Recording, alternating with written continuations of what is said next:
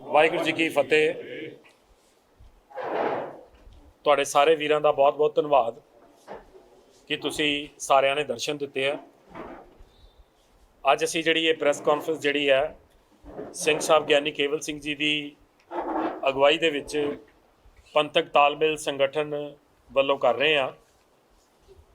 ਤੇ ਮੈਂ ਸਾਰਿਆਂ ਨਾਲੋਂ ਪਹਿਲੇ ਤੇ ਤੁਹਾਨੂੰ ਇੰਟਰੋਡਿਊਸ ਕਰਾਉਣਾ ਚਾਹਾਂਗਾ ਕਿਉਂਕਿ ਸੱਜਣ ਅੰਮ੍ਰਿਤਸਰ ਤੋਂ ਬਾਹਰ ਦੇ ਨੇ ਤੇ ਪੰਥ ਦੀਆਂ ਬੜੀਆਂ ਇਹ ਸਾਰੀਆਂ ਮਹਾਨ ਸ਼ਖਸੀਅਤਾਂ ਨੇ, ਉਹ ਜਥੇਬੰਦੀਆਂ ਨੂੰ ਰਿਪਰੈਜ਼ੈਂਟ ਕਰਦੇ ਨੇ ਜਿਨ੍ਹਾਂ ਨੇ ਕੌਮ ਲਈ ਬਹੁਤ ਸਾਰਾ ਕੰਮ ਕੀਤਾ ਤੇ ਲੰਮੇ ਸਮੇਂ ਤੋਂ ਕੀਤਾ।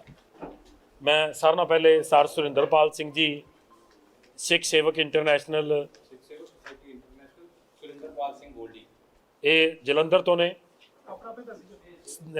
ਡਾਕਟਰ ਖੁਸ਼ਹਾਲ ਸਿੰਘ ਜੀ ਨੇ, ਇਹ ਕੇਂਦਰੀ ਸ਼੍ਰੀ ਗੁਰੂ ਸਿੰਘ ਸਭਾ ਚੰਡੀਗੜ੍ਹ ਤੋਂ ਆਏ ਨੇ। ਇਹ ਸਾਡੀ ਪੰਥ ਦੀ ਬੜੀ ਵੱਡੀ ਜਥੇਬੰਦੀ ਹੈ। ਸਰ ਜਸਪਾਲ ਸਿੰਘ ਜੀ ਵੀ ਕੇਂਦਰੀ ਸ਼੍ਰੀ ਗੁਰੂ ਸਿੰਘ ਪੰਜਾਬ 'ਚ ਤੇ ਪੰਜਾਬ ਤੋਂ ਬਾਹਰ ਜਿਹੜੀਆਂ ਨੇ ਉਹ ਕੰਮ ਕਰ ਰਹੀਆਂ ਨੇ। ਉਹਨਾਂ ਸਾਰਿਆਂ ਦਾ ਅੱਜ ਜਿਹੜਾ ਅਸੀਂ ਲੰਮੇ ਸਮੇਂ ਤੋਂ ਜਿਹੜੇ ਕੰਮ ਕਰ ਰਹੇ ਹਾਂ ਉਹਦੇ 'ਚੋਂ ਜਿਹੜਾ ਜਿਸਟ ਨਿਕਲਦਾ ਉਹ ਅੱਜ ਅਸੀਂ ਤੁਹਾਡੇ ਅੱਗੇ ਲੈ ਕੇ ਹਾਜ਼ਰ ਹੋਏ ਹਾਂ। ਮੈਂ ਸਿੰਘ ਸਾਹਿਬ ਗਿਆਨੀ ਕੇਵਲ ਸਿੰਘ ਜੀ ਨੂੰ ਬੇਨਤੀ ਕਰਾਂਗਾ ਕਿ ਸ਼ੁਰੂਆਤ ਕਰਨਗੇ। ਵਾਹਿਗੁਰੂ ਜੀ ਕਾ ਖਾਲਸਾ, ਵਾਹਿਗੁਰੂ ਜੀ ਕੀ ਫਤਿਹ। ਅੱਜ ਪੰਥਕ ਤਾਲਮੇਲ ਸੰਗਠਨ ਜਿਸ ਦੀ ਹੋਂਦ ਜਿਹੜੀ ਹੈ ਬੜੇ ਲੰਮੇ ਅਰਸੇ ਤੋਂ, ਇੱਕ ਦਹਾਕੇ ਤੋਂ ਪਹਿਲਾਂ ਪੰਥਕ ਸਰੋਕਾਰਾਂ ਦੇ ਲਈ ਇਹ ਸਾਰੀਆਂ ਸੰਸਥਾ ਦਾ ਇੱਕ ਸਾਂਝਾ ਤਾਲਮੇਲ ਸਮੂਹ ਹੈ ਜਿਹਦੇ ਵਿੱਚ ਕੌਮੀ ਸਿਧਾਂਤਾਂ ਦੇ ਪ੍ਰਤੀ, ਅਕਾਲ ਤਖਤ ਸਾਹਿਬ ਨੂੰ ਸਮਰਪਿਤ ਸਿੱਖ ਜਥੇਬੰਦੀਆਂ, ਸਿੱਖ ਰਹਿਤ ਮਰਜ਼ਾਦਾ ਨੂੰ ਸਮਰਪਿਤ ਜਥੇਬੰਦੀਆਂ ਅਤੇ ਕੌਮ ਦੇ ਵਿਦਵਾਨ ਗੁਰਸਿੱਖ ਪਿਆਰੇ ਜਿੱਥੇ ਪੰਜਾਬ ਵਿੱਚੋਂ ਨੇ, ਪੰਜਾਬੋਂ ਬਾਹਰ ਨੇ, ਉੱਥੋਂ ਵਿਦੇਸ਼ਾਂ ਵਿੱਚ ਬੈਠੇ ਗੁਰਸਿੱਖ ਵੀਰ ਵੀ ਸੰਗਠਨ ਦੇ ਨਾਲ ਇਕੱਠੇ ਹੋ ਕੇ ਲਾਮਬੰਦੀ ਕਰਕੇ ਸੇਵਾ ਨਿਭਾ ਰਹੇ ਨੇ। ਅਤੇ ਅਸੀਂ ਲਗਾਤਾਰ ਕੰਮ ਕਰਦੇ ਆ ਰਹੇ ਹਾਂ ਅਤੇ ਅੱਜ ਜਿਹੜੇ ਅਸੀਂ ਤੁਹਾਡੇ ਨਾਲ ਰੂਬਰੂ ਹੋਣ ਚੱਲੇ ਹਾਂ ਪੰਥਕ ਸਰੋਕਾਰਾਂ ਦੇ ਵਾਸਤੇ, ਅੱਜ ਅਸੀਂ ਤੁਹਾਡੇ ਨਾਲ ਇਹ ਸਾਂਝ ਜਿਹੜੀ ਹੈ ਪਾ ਰਹੇ ਹਾਂ ਕਿ ਅੱਜ ਅਸੀਂ ਬੜੀ ਤੀਬਰਤਾ ਦੇ ਨਾਲ ਮਹਿਸੂਸ ਕੀਤਾ ਜਾ ਰਿਹਾ ਹੈ ਕਿ ਪੰਥ ਦੀਆਂ ਜਿਹੜੀਆਂ ਕੌਮੀ ਸੰਸਥਾਵਾਂ ਨੇ ਉਹਨਾਂ ਦੇ ਪ੍ਰਤੀ ਪੰਥ ਦੇ ਅੰਦਰੋਂ ਜ਼ਿੰਮੇਵਾਰੀ ਦਾ ਅਹਿਸਾਸ ਕਰਕੇ ਸਾਹਮਣੇ ਆਉਣ ਵਾਲੇ ਇਸ 'ਤੇ ਗੁਰਸਿੱਖਾਂ ਨੂੰ ਅੱਗੇ ਆਉਣਾ ਚਾਹੀਦਾ ਹੈ। ਸੋ ਅੱਜ ਅਸੀਂ ਸ਼੍ਰੋਮਣੀ ਗੁਰਦੁਆਰਾ ਪ੍ਰਬੰਧਕ ਕਮੇਟੀ ਉਹਦੇ ਭਵਿੱਖ ਦੀਆਂ ਚੋਣਾਂ ਦੇ ਲਈ ਪੰਥਕ ਤਾਲਮੇਲ ਸੰਗਠਨ ਅੱਜ ਆਪਣੇ ਆਪ ਨੂੰ ਲਾਨੀਆਂ ਤੌਰ 'ਤੇ ਚੋਣਾਂ ਦੇ ਲਈ ਲਾਮਬੰਦ ਕਰਕੇ ਕੌਮ ਦੇ ਸਾਹਮਣੇ ਆਏਗਾ ਔਰ ਪੰਥਕ ਕਾਫਲਾ ਪੂਰੇ ਪੰਜਾਬ ਦੇ ਅੰਦਰ ਹਰ ਜ਼ਿਲ੍ਹੇ ਦੇ ਅੰਦਰ 4-4 ਦਿਨ 5-5 ਦਿਨ ਜਾ ਕੇ ਅਸੀਂ ਇਹਨਾਂ ਸਰੋਕਾਰਾਂ ਨੂੰ ਪ੍ਰਚਾਰਾਂਗੇ। ਤੁਹਾਨੂੰ ਜਿਹੜਾ ਅਸੀਂ ਦਸਤਾਵੇਜ਼ ਦਿੱਤਾ ਹੈ ਇਹ ਪੰਥਕ ਸਰੋਕਾਰਾਂ ਦਾ ਹੈ, ਜਿਨ੍ਹਾਂ ਸਰੋਕਾਰਾਂ ਨੂੰ ਅਸੀਂ ਵੇਖਦੇ ਹਾਂ ਕਿ ਪੰਥ ਦੀਆਂ ਸਿਆਸੀ ਧਿਰਾਂ ਛੱਡ ਕੇ ਜਾਂ ਵਿਸਾਰ ਕੇ ਕੰਮ ਕਰ ਰਹੀਆਂ ਨੇ ਅਤੇ ਅੱਜ ਉਹਨਾਂ ਦੇ ਉੱਤੇ ਸਾਡਾ ਧਿਆਨ ਕੇਂਦਰਿਤ ਹੋਣਾ ਬੜਾ ਜ਼ਰੂਰੀ ਹੈ ਕਿ ਜਿਹੜੀਆਂ ਸਤਿਕਾਰਤ ਹਸਤੀਆਂ ਆਈਆਂ ਨੇ ਇਹ ਆਪ ਸਾਰਿਆਂ ਦੇ ਨਾਲ ਉਹਨਾਂ ਮੁੱਦਿਆਂ ਦੇ ਉੱਤੇ ਜਿਹੜੀ ਗੱਲ ਹੈ ਉਹ ਸਾਂਝੀ ਕਰਨਗੀਆਂ ਤਾਂ ਕਿ ਕੌਮ ਦੇ ਅੰਦਰ ਜਿਹੜੀ ਨਿਰਾਸ਼ਤਾ ਜਾਂ ਉਦਾਸੀ ਸੀ ਉਹਨੂੰ ਅਸੀਂ ਦੂਰ ਕਰਨ ਦੇ ਲਈ ਆਪਣੀ ਜ਼ਿੰਮੇਵਾਰੀ ਦਾ ਅਹਿਸਾਸ ਕਰ ਰਹੇ ਹਾਂ, ਉਹਦਾ ਅੱਜ ਪ੍ਰਗਟਾਵਾ ਕਰ ਰਹੇ ਹਾਂ। ਉਹਦੇ ਲਈ ਅਸਾਂ ਪੰਥਕ ਤਾਲਮੇਲ ਸੰਗਠਨ ਸ਼੍ਰੀ ਅੰਮ੍ਰਿਤਸਰ ਦੀ ਪਾਵਨ ਧਰਤੀ ਉੱਤੇ ਇਸ ਲਈ ਅੱਜ ਅਸੀਂ ਪਹਿਲ ਦਿੰਦੇ ਹੋਏ ਸਾਡੀ ਇਹ ਸਿੱਖ ਸੋਚ ਦੀ, ਸਿੱਖ ਵਿਚਾਰਧਾਰਾ ਦੀ, ਸਿੱਖ ਸਿਧਾਂਤ ਦੀ ਸ਼੍ਰੀ ਦਰਬਾਰ ਸਾਹਿਬ, ਸ਼੍ਰੀ ਅਕਾਲ ਤਖਤ ਸਾਹਿਬ ਸਾਡੀ ਕੌਮ ਦੇ ਮਹਾਨ ਸਥਾਨ ਇਸ ਧਰਤੀ ਉੱਤੇ ਨੇ। ਇਸ ਲਈ ਇੱਥੇ ਬੈਠ ਕੇ ਅਸੀਂ ਜਿਹੜੀ ਆਵਾਜ਼ ਹੈ ਪੂਰੇ ਸਿੱਖ ਸੰਸਾਰ ਤੱਕ ਜਿਹੜੀ ਹੈ ਲੈ ਕੇ ਜਾ ਰਹੇ ਹਾਂ। ਉਹਦੇ ਵਾਸਤੇ ਤੁਹਾਨੂੰ ਅਸੀਂ ਖੇਚਲ ਦਿੱਤੀ ਹੈ। ਹੁਣ ਅਗਲੀ ਵਿਚਾਰ ਜਿਹੜੀ ਹੈ ਤੁਹਾਡੇ ਨਾਲ ਬਾਕੀ ਦੇ ਸਾਰੇ ਵੀਰ ਜਿਹੜੇ ਨੇ ਉਹ ਸਾਂਝੀ ਕਰਨਗੇ। ਤੁਹਾਨੂੰ ਅਸੀਂ ਦਸਤਾਵੇਜ਼ ਦਿੱਤਾ ਹੈ, ਉਹਨੂੰ ਆਧਾਰ ਬਣਾ ਕੇ ਜਿਹੜੇ ਹੈ ਆਪਣੇ ਵਿਚਾਰ ਜਿਹੜੇ ਹੈ ਸਾਂਝੇ ਕਰ ਸਕਦੇ ਹੋ। ਸਾਰਿਆਂ ਦਾ ਜੀ ਆਇਆਂ ਨੂੰ। ਵਾਹਿਗੁਰੂ ਜੀ ਕਾ ਖਾਲਸਾ, ਵਾਹਿਗੁਰੂ ਜੀ ਕੀ ਫਤਿਹ। ਮੈਂ ਹੁੰਦੀ ਆ ਕਦੇ 12 ਸਾਲਾਂ ਬਾਅਦ, ਕਦੇ 17 ਸਾਲਾਂ ਬਾਅਦ, ਕਦੇ 15 ਸਾਲਾਂ ਬਾਅਦ। ਸਾਡਾ ਵੱਡਾ ਮੁੱਦਾ ਅੱਜ ਸ਼੍ਰੋਮਣੀ ਗੁਰਦੁਆਰਾ ਪ੍ਰਬੰਧਕ ਕਮੇਟੀ ਦੀ ਚੋਣ ਤੇ ਹੈ। ਚੋਣ ਨੂੰ ਲੈ ਕੇ ਅਸੀਂ ਸਭ ਤੋਂ ਪਹਿਲਾਂ ਤਾਂ ਇਹ ਕਹਿਣਾ ਚਾਹੁੰਦੇ ਹਾਂ ਵੀ ਗੁਰਦੁਆਰਾ ਐਕਟ 1925 ਦਾ ਬਣਿਆ, ਤਕਰੀਬਨ 100 ਸਾਲ ਹੋ ਗਿਆ, ਜਿਹਦੇ ਅਧੀਨ ਇਹ ਸ਼੍ਰੋਮਣੀ ਗੁਰਦੁਆਰਾ ਪ੍ਰਬੰਧਕ ਕਮੇਟੀ ਦੀਆਂ ਚੋਣਾਂ ਹੁੰਦੀਆਂ ਜਾਂ ਕੰਸਟੀਚਿਊਟ ਹੁੰਦੀ ਹੈ, ਇਹਦੀ ਬਣਤਰ ਹੁੰਦੀ ਹੈ ਸਾਰੀ।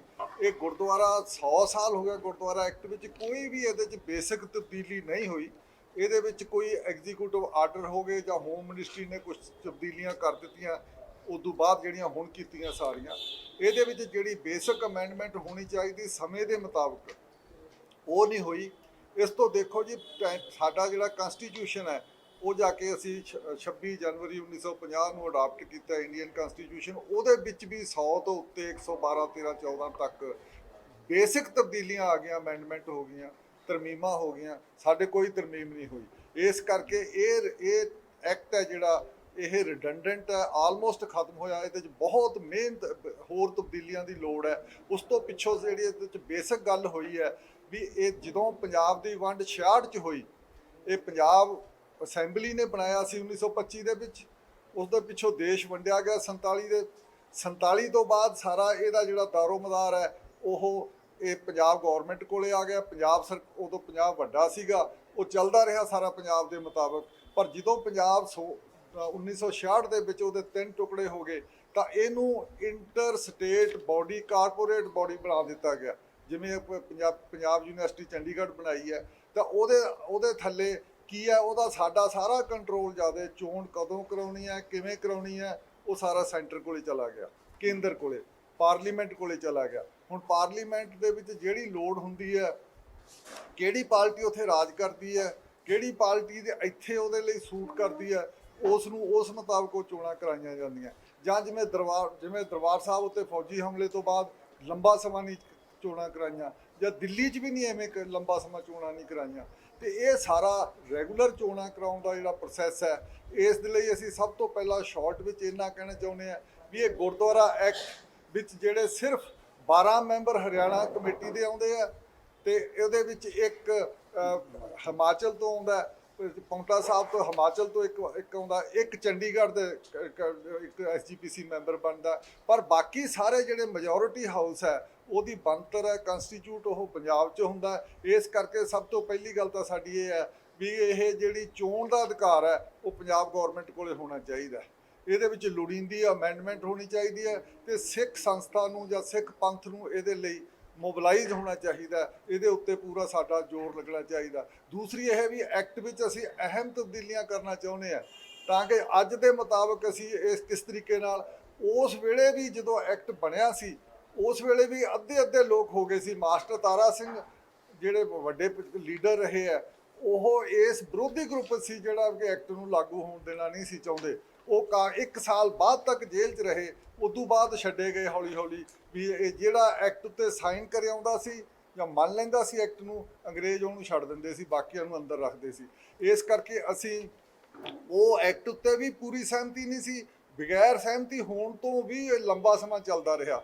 ਹੁਣ ਇਹਦੇ ਵਿੱਚ ਬੇਸਿਕ ਤਬਦੀਲੀਆਂ ਜਿਹੜੀਆਂ ਅਸੀਂ ਆਪਦੇ ਖਰੜੇ ਵਿੱਚ ਸੁਜੈਸਟ ਕੀਤੀਆਂ। ਦੂਸਰੀ ਗੱਲ ਇਹ ਵੀ ਦੁਨੀਆ ਦੇ ਵਿੱਚ ਫਸਟ ਪਾਸਟ ਦਾ ਪੋਸਟ ਜਿਹੜਾ ਚੋਣ ਦਾ ਸਿਸਟਮ ਹੈ ਉਹ ਬਦਲ ਗਿਆ।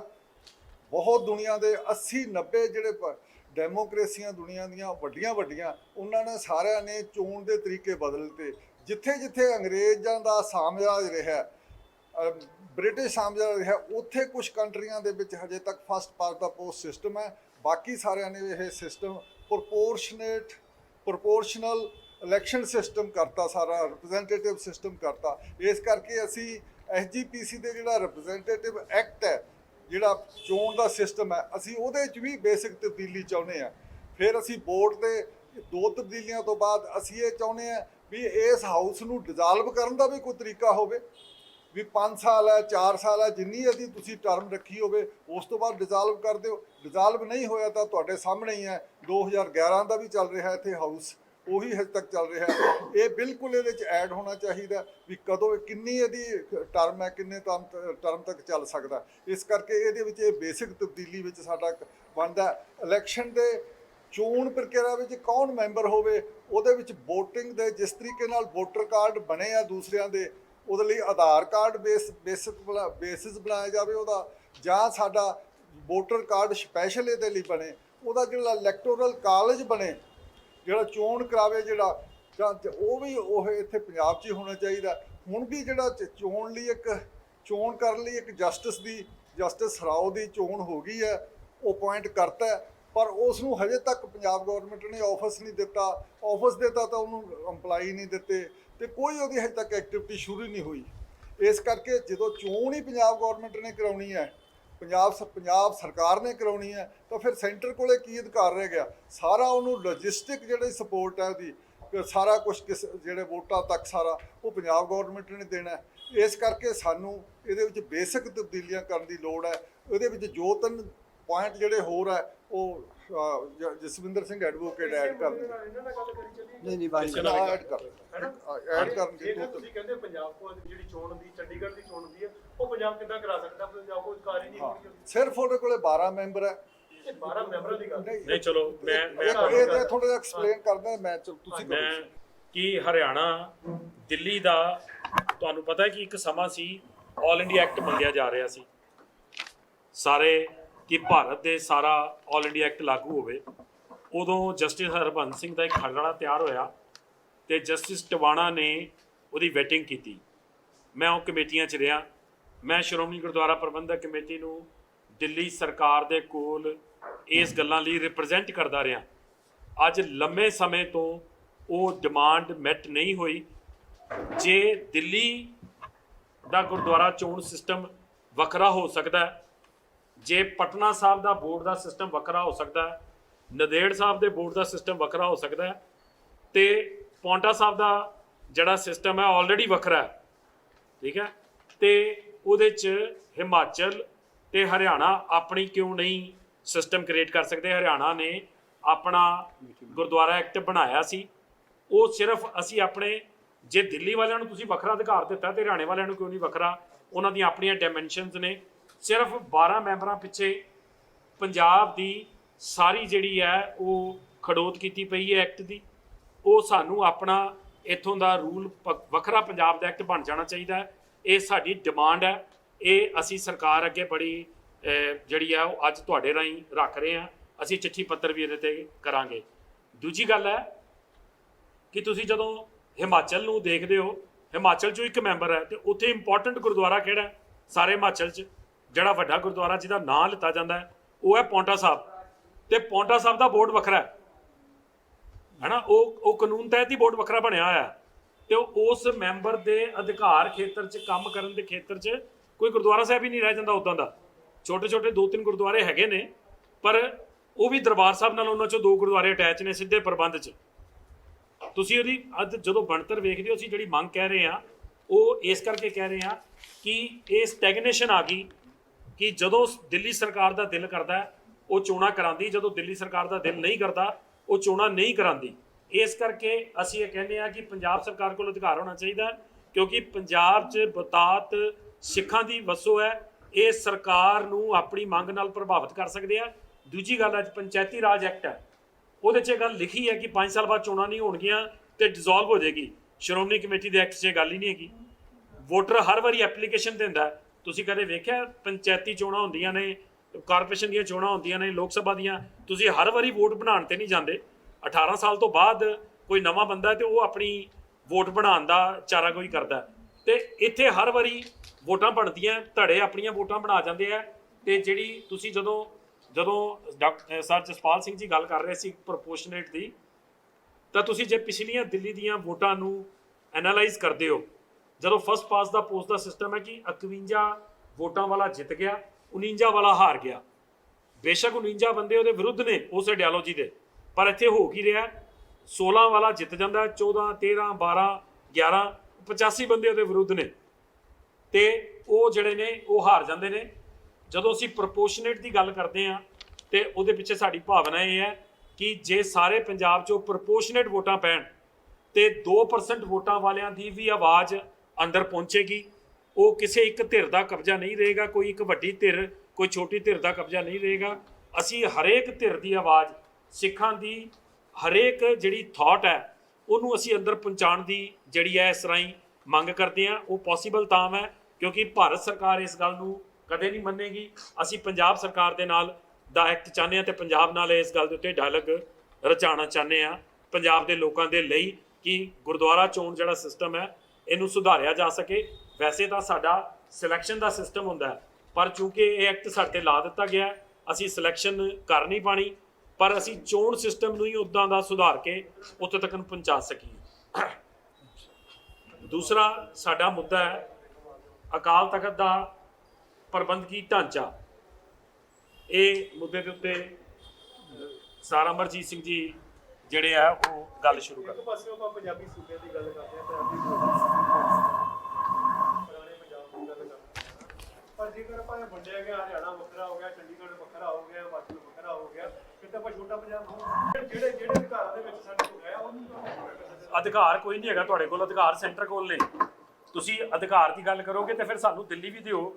ਫਿਰ ਬੋਰਡ ਹੀ ਬਣਨਗੇ। ਨਹੀਂ ਮੈਂ ਦੱਸਣ ਲੱਗਾ ਜੀ, ਫਿਰ ਦਿੱਲੀ ਵੀ ਹੋਣਾ ਚਾਹੀਦਾ ਤੁਹਾਡੇ ਕੋਲ, ਫਿਰ ਪਟਨਾ ਵੀ, ਫਿਰ ਆਲ ਇੰਡੀਆ ਐਕਟ ਹੋਣਾ ਚਾਹੀਦਾ, ਫਿਰ ਆਲ ਇੰਡੀਆ ਐਕਟ ਹੋਣਾ। ਉਹਦੀ ਮੰਗ ਕਰੋ। ਅਸੀਂ ਕਰਨਾ ਸਿੱਖਾਂ ਨੂੰ ਅਸੀਂ ਆਲ ਇੰਡੀਆ ਐਕਟ ਦੀ ਮੰਗ ਨਹੀਂ ਕਰ ਰਹੇ। ਇਹ ਸਾਡੀ ਮੰਗ ਹੈ। ਅਸੀਂ ਜਿਹੜੀ ਗੱਲ ਕਹਿਣਾ ਚਾਹ ਰਹੇ ਹਾਂ, ਅਸੀਂ ਆਪਣੀ ਗੱਲ ਦੇ ਜਿਹੜਾ ਬਿਲਕੁਲ ਸਟੈਂਡ ਕਰਦੇ ਹਾਂ ਕਿ ਇਹ ਅਸੀਂ ਸੈਂਟਰ ਸਰਕਾਰ ਦੇ ਹੱਥ ਸਿੱਖਾਂ ਦਾ ਜਿਹੜਾ ਹੈ ਉਹ ਉੱਥੇ ਸਿੱਖਾਂ ਦੀ ਨਾ ਵੋਟਿੰਗ ਦੀ ਆਵਾਜ਼ ਹੈ। ਤੁਸੀਂ ਇੰਨੀ ਮਾਈਨੋਰਟੀ ਹੋ ਹਿੰਦੁਸਤਾਨ 'ਚ, ਤੁਹਾਡੀ ਕਿਸੇ ਗੱਲ ਨੂੰ ਜਿਹੜਾ ਮੈਂ ਜੇ ਤੁਹਾਨੂੰ ਕਮੀਆਂ ਦੱਸਣ ਲੱਗਾ ਤੇ ਸ਼ਾਇਦ ਆਪਣਾ ਝੱਗਾ ਚੁੱਕਿਆ ਜਾਏਗਾ, ਤੇ ਮੈਂ ਉਹ ਨਹੀਂ ਦੱਸਣਾ ਚਾਹੁੰਦਾ ਕਿ ਕਿੱਦਾਂ ਜਿਹੜੇ ਨੇ ਪਿਛਲੇ ਸਮੇਂ 'ਚ ਮੇਰੇ ਕੋਲ ਆਫ ਦਾ ਰਿਕਾਰਡ ਤੁਸੀਂ ਸਮਝ ਲਿਓ, ਤੇ ਮੈਂ ਤੁਹਾਨੂੰ ਸਾਰੀ ਗੱਲ ਉਹਦੇ ਤੇ ਵੀ ਦੱਸ ਦਿਆਂਗਾ। ਅਸੀਂ ਜਿਹੜੀ ਇਹ ਅੱਜ ਸਾਡੀ ਇਸ ਪ੍ਰੈਸ ਕਾਨਫਰੰਸ ਦੀ ਮੰਗ ਹੈ, ਅਸੀਂ ਆਪਣੀ ਰੱਖ ਦਿੱਤੀ ਹੈ। ਤੁਸੀਂ ਇਹਨੂੰ ਕਿੱਦਾਂ ਸਮਝਦੇ ਹੋ, ਇਹ ਤੁਸੀਂ ਬਿਹਤਰ ਆਪਣੀ ਸਮਝ ਦੇ ਮੁਤਾਬਕ ਇਹਨੂੰ ਲਿਖ ਸਕਦੇ ਹੋ, ਪਰ ਅਸੀਂ ਪੰਜਾਬ ਦਾ ਐਕਟ ਮੰਗਦੇ ਹਾਂ ਤੇ ਪੰਜਾਬ ਦੇ ਲਈ ਪੰਜਾਬ ਦੇ ਅਧਿਕਾਰ ਦੀ ਗੱਲ ਕਰ ਰਹੇ ਹਾਂ। ਸ਼੍ਰੋਮਣੀ ਗੁਰਦੁਆਰਾ ਪ੍ਰਬੰਧਕ ਕਮੇਟੀ ਦਾ ਸਿਸਟਮ ਪੰਜਾਬ ਸਰਕਾਰ ਦੀ ਉਹਦੇ 'ਚ ਥੱਲੇ ਆਉਣਾ ਚਾਹੀਦਾ, ਨਾ ਕਿ ਸੈਂਟਰ ਸਰਕਾਰ ਦੇ ਥੱਲੇ ਨਿਕਲਣਾ ਚਾਹੀਦਾ, ਜਿਹਦਾ ਖਮਿਆਜਾ ਲੰਬੇ ਸਮੇਂ ਤੋਂ ਅਸੀਂ ਭੁਗਤ ਰਹੇ ਹਾਂ। ਵਿਧਾਨ ਸਭਾ 'ਚ ਅਸੀਂ ਗੱਲ ਅਗਲਾ ਮੁੱਦੇ ਦੀ ਗੱਲ ਅਸੀਂ ਨਹੀਂ, ਹਾਂਜੀ ਬਿਲਕੁਲ ਜੀ, ਅਸੀਂ ਸਰਕਾਰ ਨਾਲ ਇਸ ਗੱਲ ਲਈ, ਅਸੀਂ ਤੁਹਾਨੂੰ ਸਿੰਘ ਸਾਹਿਬ ਨੇ ਗੱਲ ਕਹੀ, ਅਸੀਂ ਸੱਥਾਂ 'ਚ ਜਾ ਰਹੇ ਹਾਂ, ਅਸੀਂ ਪੰਥਕ ਕਾਫਲਾ ਲੈ ਕੇ ਸਾਰੇ ਪੰਜਾਬ 'ਚ ਵਿਚਰਾਂਗੇ, ਅਸੀਂ ਲੋਕਾਂ ਦੀ ਆਵਾਜ਼ ਬਣਾਵਾਂਗੇ ਇਸ ਗੱਲ ਨੂੰ। ਅਸੀਂ ਇਸ ਗੱਲ ਦੇ ਲਈ ਸਰਕਾਰ ਨਾਲ ਵੀ ਰਾਬਤਾ ਕਰਾਂਗੇ, ਇਹਦੇ 'ਚ ਕੋਈ ਦੋ ਰਾਏ ਨਹੀਂ।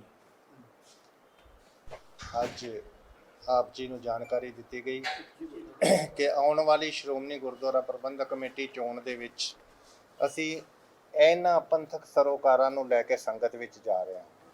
ਉਹਦੇ ਵਿੱਚ ਜੋ ਅਗਲਾ ਮੁੱਦਾ ਹੈ, ਸ੍ਰੀ ਅਕਾਲ ਤਖਤ ਸਾਹਿਬ ਦੇ ਪ੍ਰਬੰਧਕੀ ਢਾਂਚਾ, ਮੌਜੂਦਾ ਪ੍ਰਬੰਧ ਦੇ ਵਿੱਚ ਜਥੇਦਾਰ ਅਕਾਲ ਤਖਤ ਸ਼੍ਰੋਮਣੀ ਕਮੇਟੀ ਦੇ ਮੁਲਾਜ਼ਮ ਹਨ, ਪਰ ਉਹਨਾਂ ਦਾ ਹੁਕਮਨਾਮਾ ਉਹ ਸਾਰਿਆਂ ਤੇ ਲਾਗੂ ਹੋ ਜਾਂਦਾ। ਨੁਮਾਇੰਦਗੀ ਸਾਰਿਆਂ ਦੀ ਜ਼ੀਰੋ। ਸਿਰਫ ਉਹ ਹੀ ਮੈਂਬਰ ਜਿਹੜੇ ਇਲੈਕਸ਼ਨ ਰਾਹੀਂ ਚੁਣ ਕੇ ਸ਼੍ਰੋਮਣੀ ਕਮੇਟੀ ਦੇ ਮੈਂਬਰ ਬਣਦੇ ਨੇ, ਉਹਨਾਂ ਨੂੰ ਅਖਤਿਆਰ ਹੈ ਜਥੇਦਾਰ ਅਕਾਲ ਤਖਤ ਦੀ ਚੋਣ ਦਾ। 172 ਮੁਲਕਾਂ ਦੇ ਵਿੱਚ ਸਿੱਖ ਵਸੋਂ ਹੈ। 172 ਮੁਲਕਾਂ 'ਚ ਹੁਕਮਨਾਮਾ ਹਰ ਸਿੱਖ ਤੇ ਲਾਗੂ ਹੁੰਦਾ ਹੈ, ਤੇ ਉਹਨਾਂ ਦਾ ਸਹਿਯੋਗ, ਉਹਨਾਂ ਦਾ ਉਸ ਚੋਣ 'ਚ ਰੋਲ ਬਿਲਕੁਲ ਜ਼ੀਰੋ। ਨਤੀਜਾ ਇਹ ਨਿਕਲਦਾ ਹੈ ਕਿ ਜਥੇਦਾਰ ਅਕਾਲ ਤਖਤ ਜਿਹੜੇ ਨੇ ਬਹੁਤ ਵਾਰੀ ਕੁਝ ਐਸੇ ਫੈਸਲਿਆਂ ਕਰਕੇ ਦੁਖਦਾਈ ਮਨ ਜਿਹੜੇ ਨੇ ਉਹਨਾਂ ਦੇ ਜ਼ਿੰਦਾਬਾਦ ਮੁਰਦਾਬਾਦ ਵੀ ਕਰਦੇ ਨੇ, ਔਰ ਉਹਨਾਂ ਨੂੰ ਇੱਥੋਂ ਤੱਕ ਪਿਛਲੀ ਵਾਰੀ ਦੁਖਦਾਈ ਘਟਨਾ ਹੋਈ ਕਿ ਉਹਨਾਂ ਦਾ ਪੁਤਲਾ ਸਾੜਨ ਤੱਕ ਲੋਕ ਚਲੇ ਗਏ। ਜੇ ਇਸ ਪ੍ਰਬੰਧ ਨੂੰ ਨਾ ਬਦਲਿਆ ਗਿਆ, ਜੇ ਇਸ ਢਾਂਚੇ ਨੂੰ ਇੰਪਰੂਵ ਨਾ ਕੀਤਾ ਗਿਆ, ਜੇ 172 ਮੁਲਕਾਂ ਦੀ ਨੁਮਾਇੰਦਗੀ ਵਾਲੇ ਬੋਰਡ ਬਣਾ ਕੇ ਇੱਕ ਢਾਂਚਾ ਬਣਾ ਕੇ ਉਸ ਦੇ ਅਖਤਿਆਰ ਦੇ ਮੁਤਾਬਕ ਜਥੇਦਾਰ ਅਕਾਲ ਤਖਤ ਦੀ ਚੋਣ ਨਾ ਕੀਤੀ ਗਈ, ਤੇ ਕੋਈ ਸ਼ੱਕ ਨਹੀਂ ਕਿ ਆਉਣ ਵਾਲੇ ਸਮੇਂ ਦੇ ਵਿੱਚ ਕੋਈ ਐਸੀ ਹਸਤੀ ਜਥੇਦਾਰ ਅਕਾਲ ਤਖਤ ਦੀ ਪਦਵੀ ਤੱਕ ਪਹੁੰਚ ਜਾਵੇ ਜਿਸ ਦੇ ਫੈਸਲੇ ਕੌਮ ਨਾ ਮਨਜ਼ੂਰ ਕਰ ਦੇਵੇ। ਅਗਰ ਅਸੀਂ ਇਹ ਜੋ ਸੰਗਠਨ ਵੱਲੋਂ ਢਾਂਚਾ ਪ੍ਰੋਵਾਈਡ ਕੀਤਾ ਜਾ ਰਿਹਾ ਹੈ, ਉਹਦੇ ਵਿੱਚ 172 ਮੁਲਕਾਂ ਦੇ ਨੁਮਾਇੰਦਿਆਂ ਨੂੰ ਉਹਨਾਂ ਦੇ ਵਿੱਚ ਚੋਣ ਕਰਨ ਦਾ ਅਖਤਿਆਰ ਹੋਏਗਾ। ਇੱਕ ਬੋਰਡ ਹੋਏਗਾ, ਔਰ ਹਰ ਮੁਲਕ ਦੇ ਵਿੱਚ ਅਕਾਲ ਤਖਤ ਦੀ ਇੱਕ ਅੰਬੈਸੀ ਹੋਏਗੀ, ਤਾਂ ਕਿ ਉਹ ਵੱਖਰਾ ਇੱਕ ਇੰਡੀਪੈਂਡੈਂਟ ਸੋਵਰਨ ਢਾਂਚਾ ਜਥੇਦਾਰ ਅਕਾਲ ਤਖਤ ਦਾ ਹੋਵੇ, ਉਹਨਾਂ ਦਾ ਸੈਕਟਰੀਏਟ ਵੱਖਰਾ ਹੋਵੇ, ਉਹ ਸਾਰੇ ਮੁਲਕਾਂ ਦੇ ਸਿੱਖਾਂ ਨੂੰ ਜਵਾਬਦੇਹ ਹੋਣ, ਨਾ ਕਿ ਇੱਕ ਇਕੱਲੇ ਸ਼੍ਰੋਮਣੀ ਕਮੇਟੀ ਜਾਂ ਇੱਕ ਖਾਸ ਸਿਆਸੀ ਜਮਾਤ ਦੇ ਪ੍ਰਧਾਨ ਨੂੰ। ਜਥੇਦਾਰ ਅਕਾਲ ਤਖਤ ਜੇ ਸਰਵਉੱਚ ਹੈ ਤਾਂ ਉਹਦੀ ਸਰਵਉੱਚਤਾ ਇੱਕ ਸਿਆਸੀ ਦਲ ਦੇ ਗੁਲਾਮ ਨਹੀਂ ਹੋ ਸਕਦੀ। ਮੈਂ ਜੀ ਇਹਨੂੰ ਇਸ ਗੱਲ ਨੂੰ ਹੋਰ ਸੋਖਿਆ ਕਰਦਾ।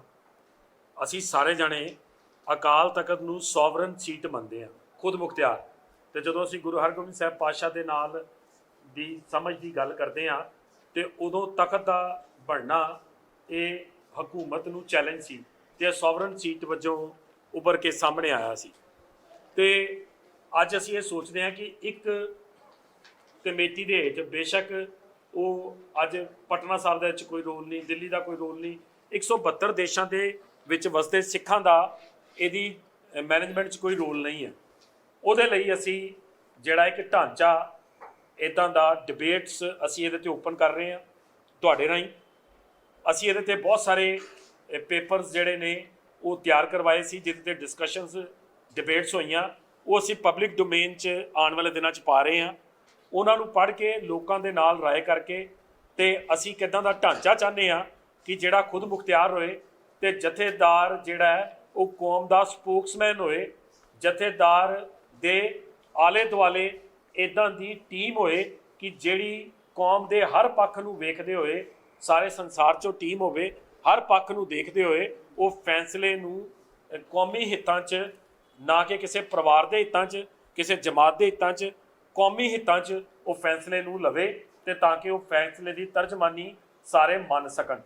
ਜਿੱਦਾਂ 15 ਮੈਂਬਰ ਨਾਮਜ਼ਦ ਹੁੰਦੇ ਨੇ, ਇਸ ਤਰ੍ਹਾਂ ਵਿਦੇਸ਼ਾਂ 'ਚ ਉਹ ਨਾਮਜ਼ਦ ਨਹੀਂ ਹੁੰਦੇ। ਵੀਰ ਜੀ ਅਸੀਂ ਜਿਹੜਾ ਐਕਟ ਨਵਾਂ ਲੋਚਦੇ ਹਾਂ, ਬਿਲਕੁਲ ਤੁਸੀਂ ਠੀਕ ਕਹਿ ਰਹੇ ਹੋ, ਅਸੀਂ ਉਹਦੇ 'ਚ ਇਹ ਗੱਲ ਸਮਝਦੇ ਹਾਂ। ਦੇਖੋ, ਸ਼੍ਰੋਮਣੀ ਗੁਰਦੁਆਰਾ ਪ੍ਰਬੰਧਕ ਕਮੇਟੀ ਦਾ ਜਦੋਂ ਤੁਸੀਂ ਮੌਜੂਦਾ ਐਕਟ ਪੜ੍ਹਦੇ ਹੋ, ਉਹਦੇ 'ਚ ਜਥੇਦਾਰ ਦੀ ਪਦਵੀ ਨਹੀਂ ਹੈਗੀ। ਹੁਣ ਕਈ ਵਾਰੀ ਅਸੀਂ ਇਹ ਕਹਿ ਦਿੰਦੇ ਹਾਂ ਜੀ ਕਿ ਇਹ ਵੇਖੋ ਜੀ ਜਥੇਦਾਰ ਦਾ ਤੇ ਹੈ ਹੀ ਨਹੀਂ, ਬੇਸਿਕਲੀ ਇਹ ਬਲੈਸਿੰਗ ਇਨ ਡਿਸਗਾਈਜ਼ ਸੀ। ਹੋ ਸਕਦਾ ਉਦੋਂ ਵੀ ਲੋਕਾਂ ਨੇ ਡਿਸਕਸ ਕੀਤਾ ਹੋਏ ਕਿ ਜਥੇਦਾਰ ਕਿਸੇ ਕਾਨੂੰਨ ਦੇ ਦਾਇਰੇ ਤੋਂ ਵੱਖਰਾ ਹੈ, ਉੱਚਾ ਹੈ। ਇਹ ਤੇ ਇਹਨਾਂ ਨੇ ਬਾਅਦ ਚੋਂ ਪ੍ਰਬੰਧ ਸਕੀਮ 'ਚ ਜਥੇਦਾਰ ਦੀ ਪਦਵੀ ਘੜ ਲਈ ਤੇ ਉਹਨੂੰ ਜਥੇਦਾਰ ਨੂੰ ਮੁਲਾਜ਼ਮਤ ਦੇ ਦਿੱਤੀ। ਉਦੋਂ ਜਥੇਦਾਰ ਹੋ ਸਕਦਾ ਉਦੋਂ ਉਹਨਾਂ ਨੇ ਵੀ ਇਹ ਪ੍ਰਵਾਨ ਕਰ ਲਿਆ ਹੋਇਆ ਕਿ ਇਹ ਕਿਸੇ ਕਾਨੂੰਨ ਦੇ ਦਾਇਰੇ ਤੋਂ ਉੱਤੇ ਰਹਿਣ ਵਾਲੀ ਚੀਜ਼ ਹੈ। ਨਹੀਂ ਜੀ, ਚਲੋ ਤਨਖਾਹ ਸੈਲਰੀਡ ਨਹੀਂ ਹੋਣਾ ਚਾਹੀਦਾ। ਯੂ ਵਾਂਟ ਟੂ ਸੇ ਤਨਖਾਹੀਆ ਸ਼ਬਦ ਸਿੱਖਾਂ 'ਚ ਹੋਰ ਤਰ੍ਹਾਂ ਵਰਤਿਆ ਜਾਂਦਾ ਸੈਂਸ ਵਿੱਚ ਵੀ ਆਉਂਦਾ। ਪਰ ਅਸੀਂ ਜਿਹੜੀ ਆਪਣੀ ਇਸ ਸੀਟ ਦੀ ਜਿਹੜੀ ਜਦੋਂ ਗੱਲ ਕਰਦੇ ਆ ਤੇ ਜਦੋਂ ਇਹ ਸੀਟ ਸਿੱਖਾਂ ਦੀ ਭਾਵਨਾ ਦੀ ਤਰਜਮਾਨੀ ਕਰੇ ਤੇ ਜਦੋਂ ਅਸੀਂ 172 ਦੇਸ਼ਾਂ ਦੀ ਗੱਲ ਕਰਦੇ ਆ ਤੇ ਜਿਹੜੀ ਗੱਲ ਤੁਸੀਂ ਕਹਿਣਾ ਚਾਹ ਰਹੇ ਹੋ ਕਿ ਬਾਕੀ ਦੇਸ਼ਾਂ ਦੇ ਸ਼੍ਰੋਮਣੀ ਕਮੇਟੀ 'ਚ ਨੁਮਾਇੰਦੇ, ਅਸੀਂ ਬਾਕੀ ਦੇਸ਼ਾਂ ਦੇ ਅਕਾਲ ਤਖਤ ਦੇ ਪ੍ਰਬੰਧ 'ਚ ਨੁਮਾਇੰਦੇ, ਅਸੀਂ ਅਕਾਲ ਤਖਤ ਨੂੰ ਵੱਡਾ ਕਰਕੇ ਵੇਖ ਰਹੇ ਹਾਂ, ਸ਼੍ਰੋਮਣੀ ਕਮੇਟੀ ਨੂੰ ਛੋਟਾ ਕਰਕੇ ਵੇਖ ਰਹੇ ਹਾਂ। ਇਹ ਗੁਰਦੁਆਰਿਆਂ ਦੀ ਪ੍ਰਬੰਧਕ ਜਮਾਤ ਹੈ। ਇਹ ਕੌਮ ਦੀਆਂ ਭਾਵਨਾਵਾਂ ਦੀ ਤਰਜਮਾਨੀ ਸਿਰਫ ਤੇ ਸਿਰਫ ਅਕਾਲ ਤਖਤ ਕਰੇ ਤੇ ਜਿਹਦੇ 'ਚ ਸਾਰੇ ਸੰਸਾਰ ਦੇ ਸਿੱਖਾਂ ਦਾ ਰੋਲ ਹੋਵੇ। ਅਸੀਂ ਇਹਨੂੰ ਵੱਖਰੇ ਢੰਗ ਨਾਲ ਪੇਸ਼ ਕਰ ਰਹੇ ਹਾਂ। ਇਹਨੂੰ ਸਮਝੋ, ਸ਼੍ਰੋਮਣੀ ਕਮੇਟੀ, ਫਿਰ ਕੱਲ ਨੂੰ ਅਸੀਂ ਕਹਾਂਗੇ ਦਿੱਲੀ ਕਮੇਟੀ 'ਚ ਵੀ ਫਲਾਣੇ ਦਾ ਰੋਲ ਹੋਣਾ ਚਾਹੀਦਾ, ਫਲਾਣੀ ਕਮੇਟੀ 'ਚ ਵੀ।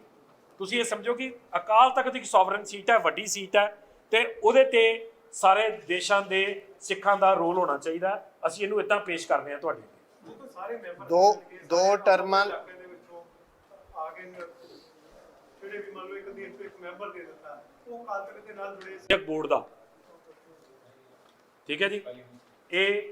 ਇਹ ਸਿੱਖ ਵਿਦਿਅਕ ਬੋਰਡ ਜਿਹੜਾ ਹੈ, ਜਿੱਦਾਂ CBSE ਬੋਰਡ ਹੈ, ICSE ਬੋਰਡ ਹੈ, ਪੰਜਾਬ ਸਕੂਲ ਐਜੂਕੇਸ਼ਨ ਬੋਰਡ ਹੈ, ਇੱਦਾਂ ਦਾ ਅਸੀਂ ਇੱਕ ਸਿੱਖ ਵਿਦਿਅਕ ਬੋਰਡ ਚਾਹੁੰਦੇ ਹਾਂ ਜਿਹਦੀ ਅਨਾਉਂਸਮੈਂਟ ਪੰਥਕ ਤਾਲਮੇਲ ਸੰਗਠਨ ਆਉਣ ਵਾਲੇ ਦਿਨਾਂ 'ਚ ਕਰਨ ਜਾ ਰਿਹਾ ਹੈ। ਅਸੀਂ ਬਹੁਤਾਤ ਸਿੱਖ ਜਿਹੜੀਆਂ ਐਜੂਕੇਸ਼ਨ ਸੰਸਥਾਵਾਂ ਨੇ, ਵਿਦਿਅਕ ਸੰਸਥਾਵਾਂ ਨੇ, ਉਹਨਾਂ ਨਾਲ ਅਸੀਂ ਰਾਬਤਾ ਕਰ ਲਿਆ।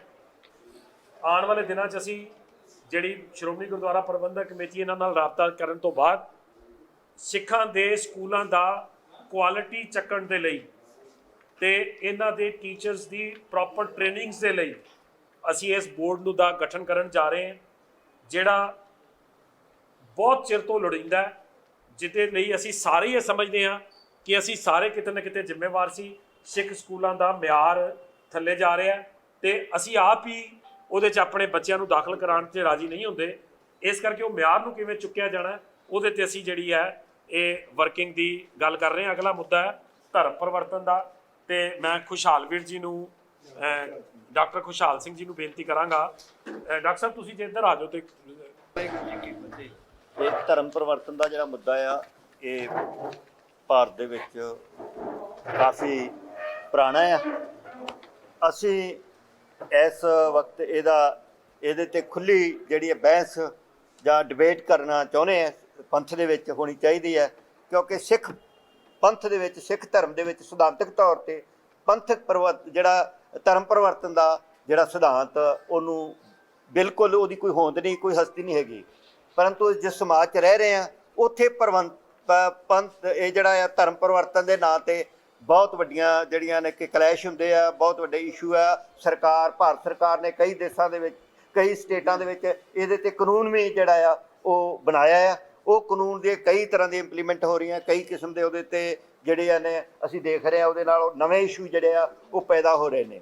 ਇਹ ਸਾਰਿਆਂ ਨੂੰ ਡਿਸਕਸ ਕਰਨ ਵਾਸਤੇ ਅਸੀਂ ਜਿਹੜਾ ਆ ਇਹ ਮੁੱਦਾ ਹੈ ਜਿਹੜਾ ਅੱਜ ਤੁਹਾਡੇ ਨਾਲ ਸਾਂਝਾ ਕਰ ਰਹੇ ਹਾਂ। ਆਉਣ ਵਾਲੇ ਦਿਨਾਂ ਦੇ ਵਿੱਚ ਪੰਥਕ ਕਾਫਲਾ ਲੈ ਕੇ ਜਾਣਾ, ਪੰਥ ਦੇ ਵਿੱਚ ਇਹ ਖੁੱਲ੍ਹੀ ਡਿਬੇਟ ਕਰਨੀ ਹੈਗੀ ਹੈ ਕਿ ਧਰਮ ਦੇ ਨਾਂ ਤੇ ਜਿਹੜੇ ਵਹਿਮ ਭਰਮ ਫੈਲਾਏ ਜਾ ਰਹੇ ਨੇ, ਜਿਹੜੇ ਉਹਦੇ ਨਾਂ ਤੇ ਜਿਹੜੀਆਂ ਕਾਰਵਾਈਆਂ ਕੀਤੀਆਂ ਜਾ ਰਹੀਆਂ ਨੇ, ਜਿਹੜੀਆਂ ਸਮਾਜਿਕ ਲਈ ਘਾਤਕ ਨੇ, ਭਾਵੇਂ ਸਾਡੇ ਕਨਸਟੀਟਿਊਸ਼ਨ ਵਿੱਚ ਵੀ ਰੋਕਿਆ ਹੋਇਆ ਆ ਕਿ ਵਹਿਮ ਭਰਮ ਫੈਲਾਉਣ ਵਾਲੀਆਂ ਜਿਹੜੀਆਂ ਅਸੀਂ ਵਿਗਿਆਨਕ ਸੋਚ ਰੱਖ ਕੇ ਅੱਗੇ ਜਾਣਾ ਆ, ਪਰੰਤੂ ਅਸੀਂ ਦੇਖਦੇ ਹਾਂ ਸਮਾਜ ਦੇ ਵਿੱਚ ਅੱਜ ਧਰਮ ਦੇ ਨਾਂ ਤੇ ਬਹੁਤ ਸਾਰਾ ਕੁਝ ਜਿਹੜਾ ਇਸ ਤਰ੍ਹਾਂ ਦਾ ਹੋ ਰਿਹਾ ਹੈ, ਜਿਹਨੂੰ ਰੋਕਣ ਦੀ ਲੋੜ ਹੈ। ਉਹਦੇ ਕਿਸ ਤਰ੍ਹਾਂ ਉਹਦੇ ਜਿਹੜੇ ਆ ਕੀ ਪ੍ਰਬੰਧ ਕੀਤੇ ਜਾ ਸਕਦੇ ਆ, ਅਸੀਂ ਕੀ ਸਮਾਜ ਵਿੱਚ ਇਸ ਨੂੰ ਕਿਵੇਂ ਰੋਕਿਆ ਜਾ ਸਕਦਾ ਆ, ਇਹਦੇ ਵਿੱਚ ਕਾਨੂੰਨ ਤੋਂ ਇਲਾਵਾ ਸਮਾਜ ਦੇ ਵਿੱਚ ਹੋਰ ਅਸੀਂ ਕੀ ਕਰ ਸਕਦੇ ਹਾਂ, ਇਹਦੇ ਵਿੱਚ ਡਿਬੇਟ ਕਰਨ ਵਾਸਤੇ ਅੱਜ ਦਾ ਜਿਹੜਾ ਇਸ਼ੂ ਅਸੀਂ ਲੈ ਕੇ ਆਇਆ ਤੇ ਅਸੀਂ ਇਹਦੇ ਵਾਸਤੇ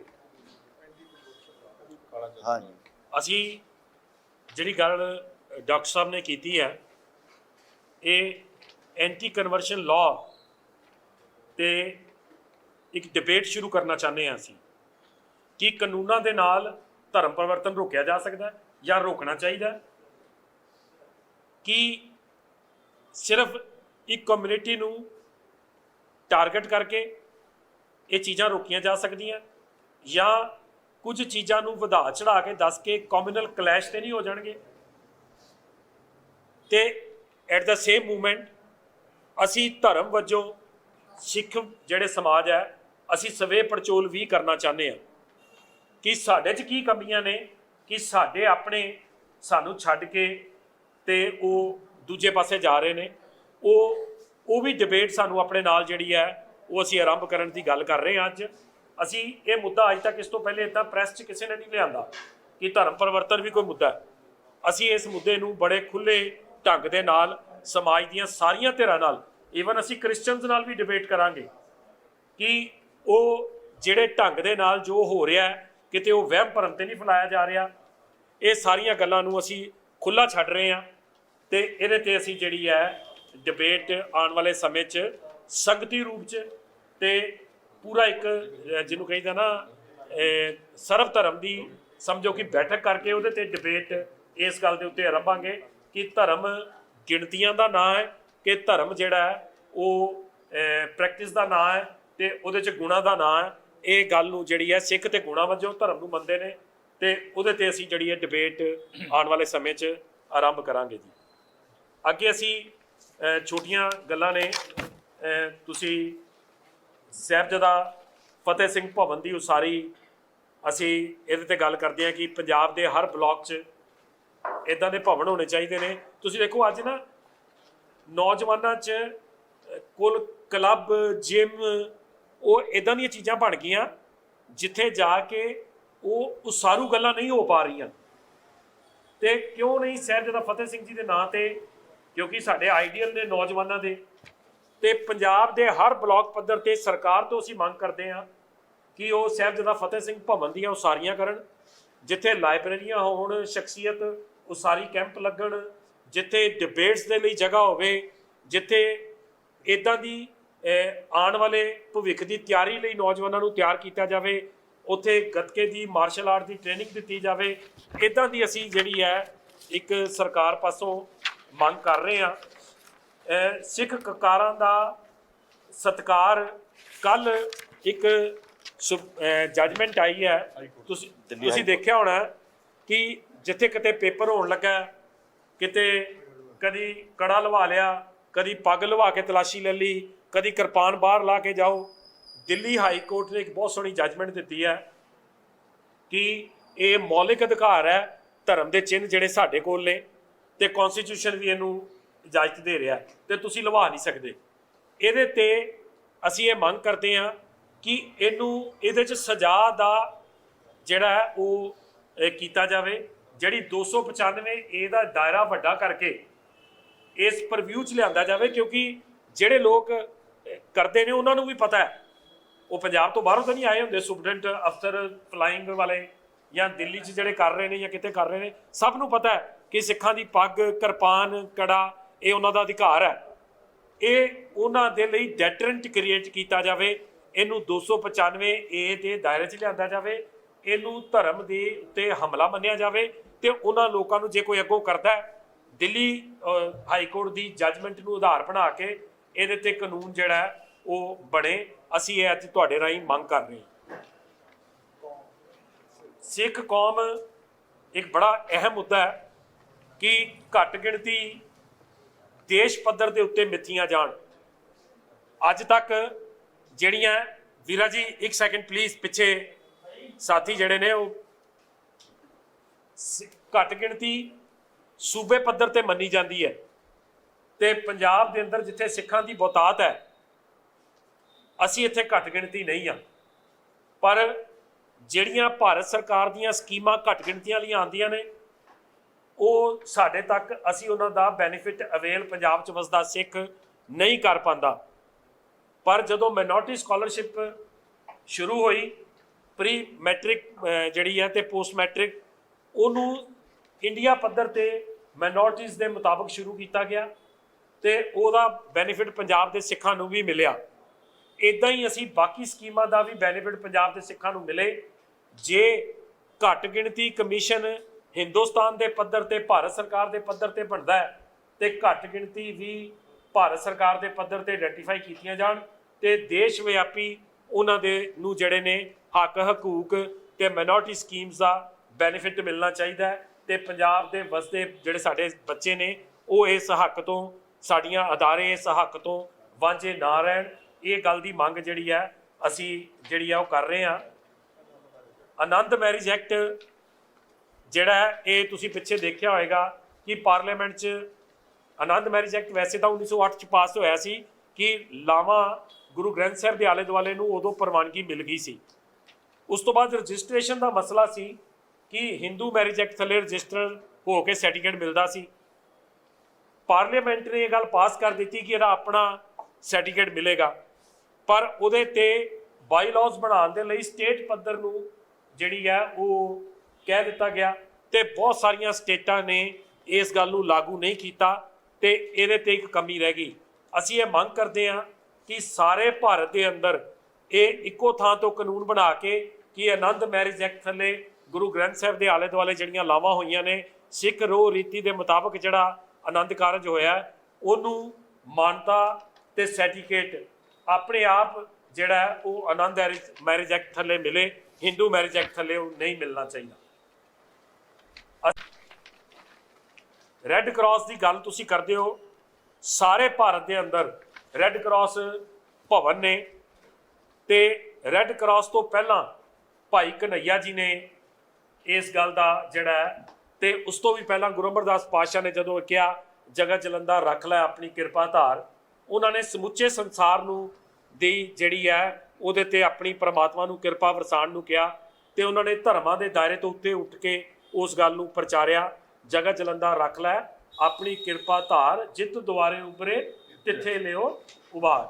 ਤੇ ਅਸੀਂ ਅੱਜ ਇਹ ਮੰਗ ਕਰਦੇ ਹਾਂ ਕਿ ਉਹ ਸ਼ਖਸੀਅਤ ਭਾਈ ਕਨ੍ਹਈਆ ਜੀ, ਜਿਨ੍ਹਾਂ ਨੇ ਇਸ ਗੱਲ ਨੂੰ ਜਿਹੜਾ ਭਾਰਤ ਦੇ ਅੰਦਰ, ਜਿਹਦਾ ਅਲੰਬੜਦਾਰ ਨੇ, ਜਿਨ੍ਹਾਂ ਨੇ ਇਸ ਗੱਲ ਨੂੰ ਸ਼ੁਰੂਆਤ ਪ੍ਰੈਕਟੀਕਲੀ ਕੀਤਾ, ਸਾਰੇ ਭਾਰਤ ਦੇ ਅੰਦਰ ਜਿਹੜੇ ਆ ਰੈੱਡ ਕਰਾਸ ਭਵਨ ਦੀ ਜਗ੍ਹਾ ਤੇ ਭਾਈ ਕਨ੍ਹਈਆ ਜੀ ਦੇ ਨਾਂ ਤੇ ਜਿਹੜੇ ਆ ਉਹ ਬਣਨੇ ਚਾਹੀਦੇ ਨੇ, ਤਾਂ ਕਿ ਭਾਈ ਕਨ੍ਹਈਆ ਜੀ ਵਰਗੀ ਸ਼ਖਸੀਅਤ ਨੂੰ ਸਾਰੇ ਸੰਸਾਰ ਦੇ ਅੰਦਰ ਉਭਾਰਿਆ ਜਾ ਸਕੇ। ਅਸੀਂ ਸਿੱਖ ਸ਼ਖਸੀਅਤਾਂ ਦੇ ਉਭਾਰ ਦੀ ਗੱਲ ਕਰਦੇ ਹਾਂ।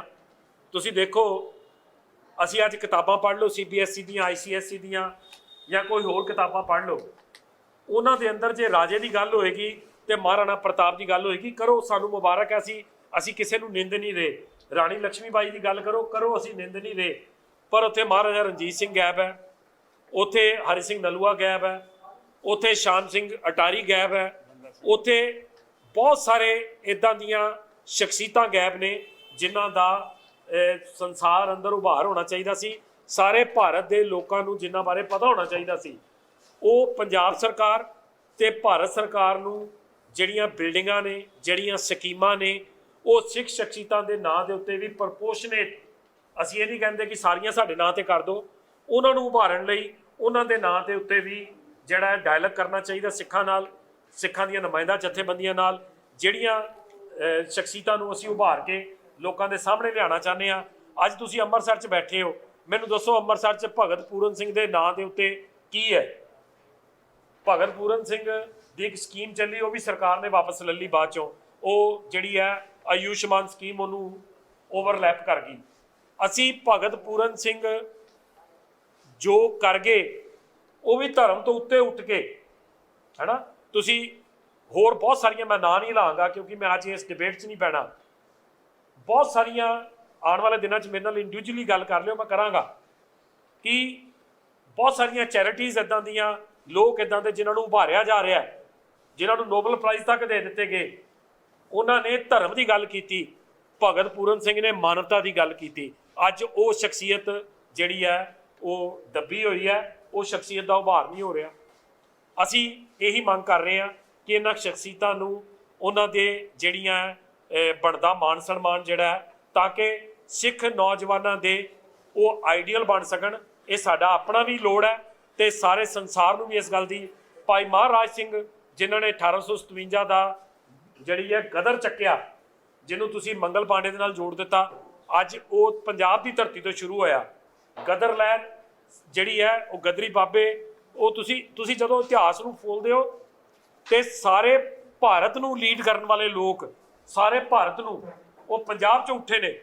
ਤੇ ਅੱਜ ਪੰਜਾਬ ਦੇ ਉਹਨਾਂ ਲੋਕਾਂ ਦੀ ਭਾਰਤ ਦੇ ਅੰਦਰ ਕਿਤੇ ਵੀ ਥਾਂ ਨਹੀਂ ਹੈ। ਕਿਸੇ ਸਕੀਮ ਦਾ ਨਾਂ ਉਹਨਾਂ ਤੇ ਨਹੀਂ ਹੈ, ਉਹ ਕਿਸੇ ਭਵਨ ਦਾ ਨਾਂ ਉਹਨਾਂ ਤੇ ਨਹੀਂ ਹੈ, ਕਿਸੇ ਸੜਕ ਦਾ ਨਾਂ ਉਹਨਾਂ ਤੇ ਨਹੀਂ ਹੈ। ਅਸੀਂ ਉਹਨਾਂ ਸ਼ਖਸੀਅਤਾਂ ਦੀ ਉਭਾਰ ਦੀ ਦੁਹਾਈ ਦਿੰਦੇ ਹਾਂ ਤੇ ਤੁਹਾਡੇ ਰਾਹੀਂ ਉਸ ਬਾਰੇ ਗੱਲ ਕਰਦੇ ਹਾਂ। ਵਾਤਾਵਰਣ ਦੀ ਗੱਲ ਜਿਹੜੀ ਸਾਡੇ ਗੁਰਬਾਣੀ ਅੰਦਰ ਵੀ ਪਈ ਹੈ, ਮੱਤੇਵਾੜੇ ਦਾ ਪ੍ਰੋਜੈਕਟ, ਅਸੀਂ ਸਾਰਿਆਂ ਨੇ ਜਿਹੜੇ ਤੁਹਾਡੇ ਅੱਗੇ ਬੈਠੇ ਨੇ, ਮੈਂ ਦੱਸਣਾ ਚਾਹਾਂਗਾ ਕਿ ਜਦੋਂ ਮੱਤੇਵਾੜੇ ਦਾ ਪ੍ਰੋਜੈਕਟ ਅਨਾਉਂਸ ਹੋਇਆ ਸੀ, ਇਹਦੇ 'ਚ ਕੋਈ ਦੋ ਰਾਏ ਨਹੀਂ। PAC ਪਬਲਿਕ ਐਕਸ਼ਨ ਕਮੇਟੀ ਲੁਧਿਆਣੇ ਦੇ ਸਾਡੇ ਵੀਰ ਜਿਹੜੇ ਨੇ, ਜਸਕੀਰਤ ਸਿੰਘ, ਅਮਨਦੀਪ ਸਿੰਘ ਬੈਂਸ, ਕੁਲਦੀਪ ਸਿੰਘ ਖਹਿਰਾ, ਰਣਜੋਤ ਸਿੰਘ ਜੀ, ਇਹਨਾਂ ਸਾਰੇ ਵੀਰਾਂ ਨੇ ਉੱਥੇ ਬਹਿ ਕੇ ਇਹਨੂੰ ਕੋਆਰਡੀਨੇਟ ਕੀਤਾ।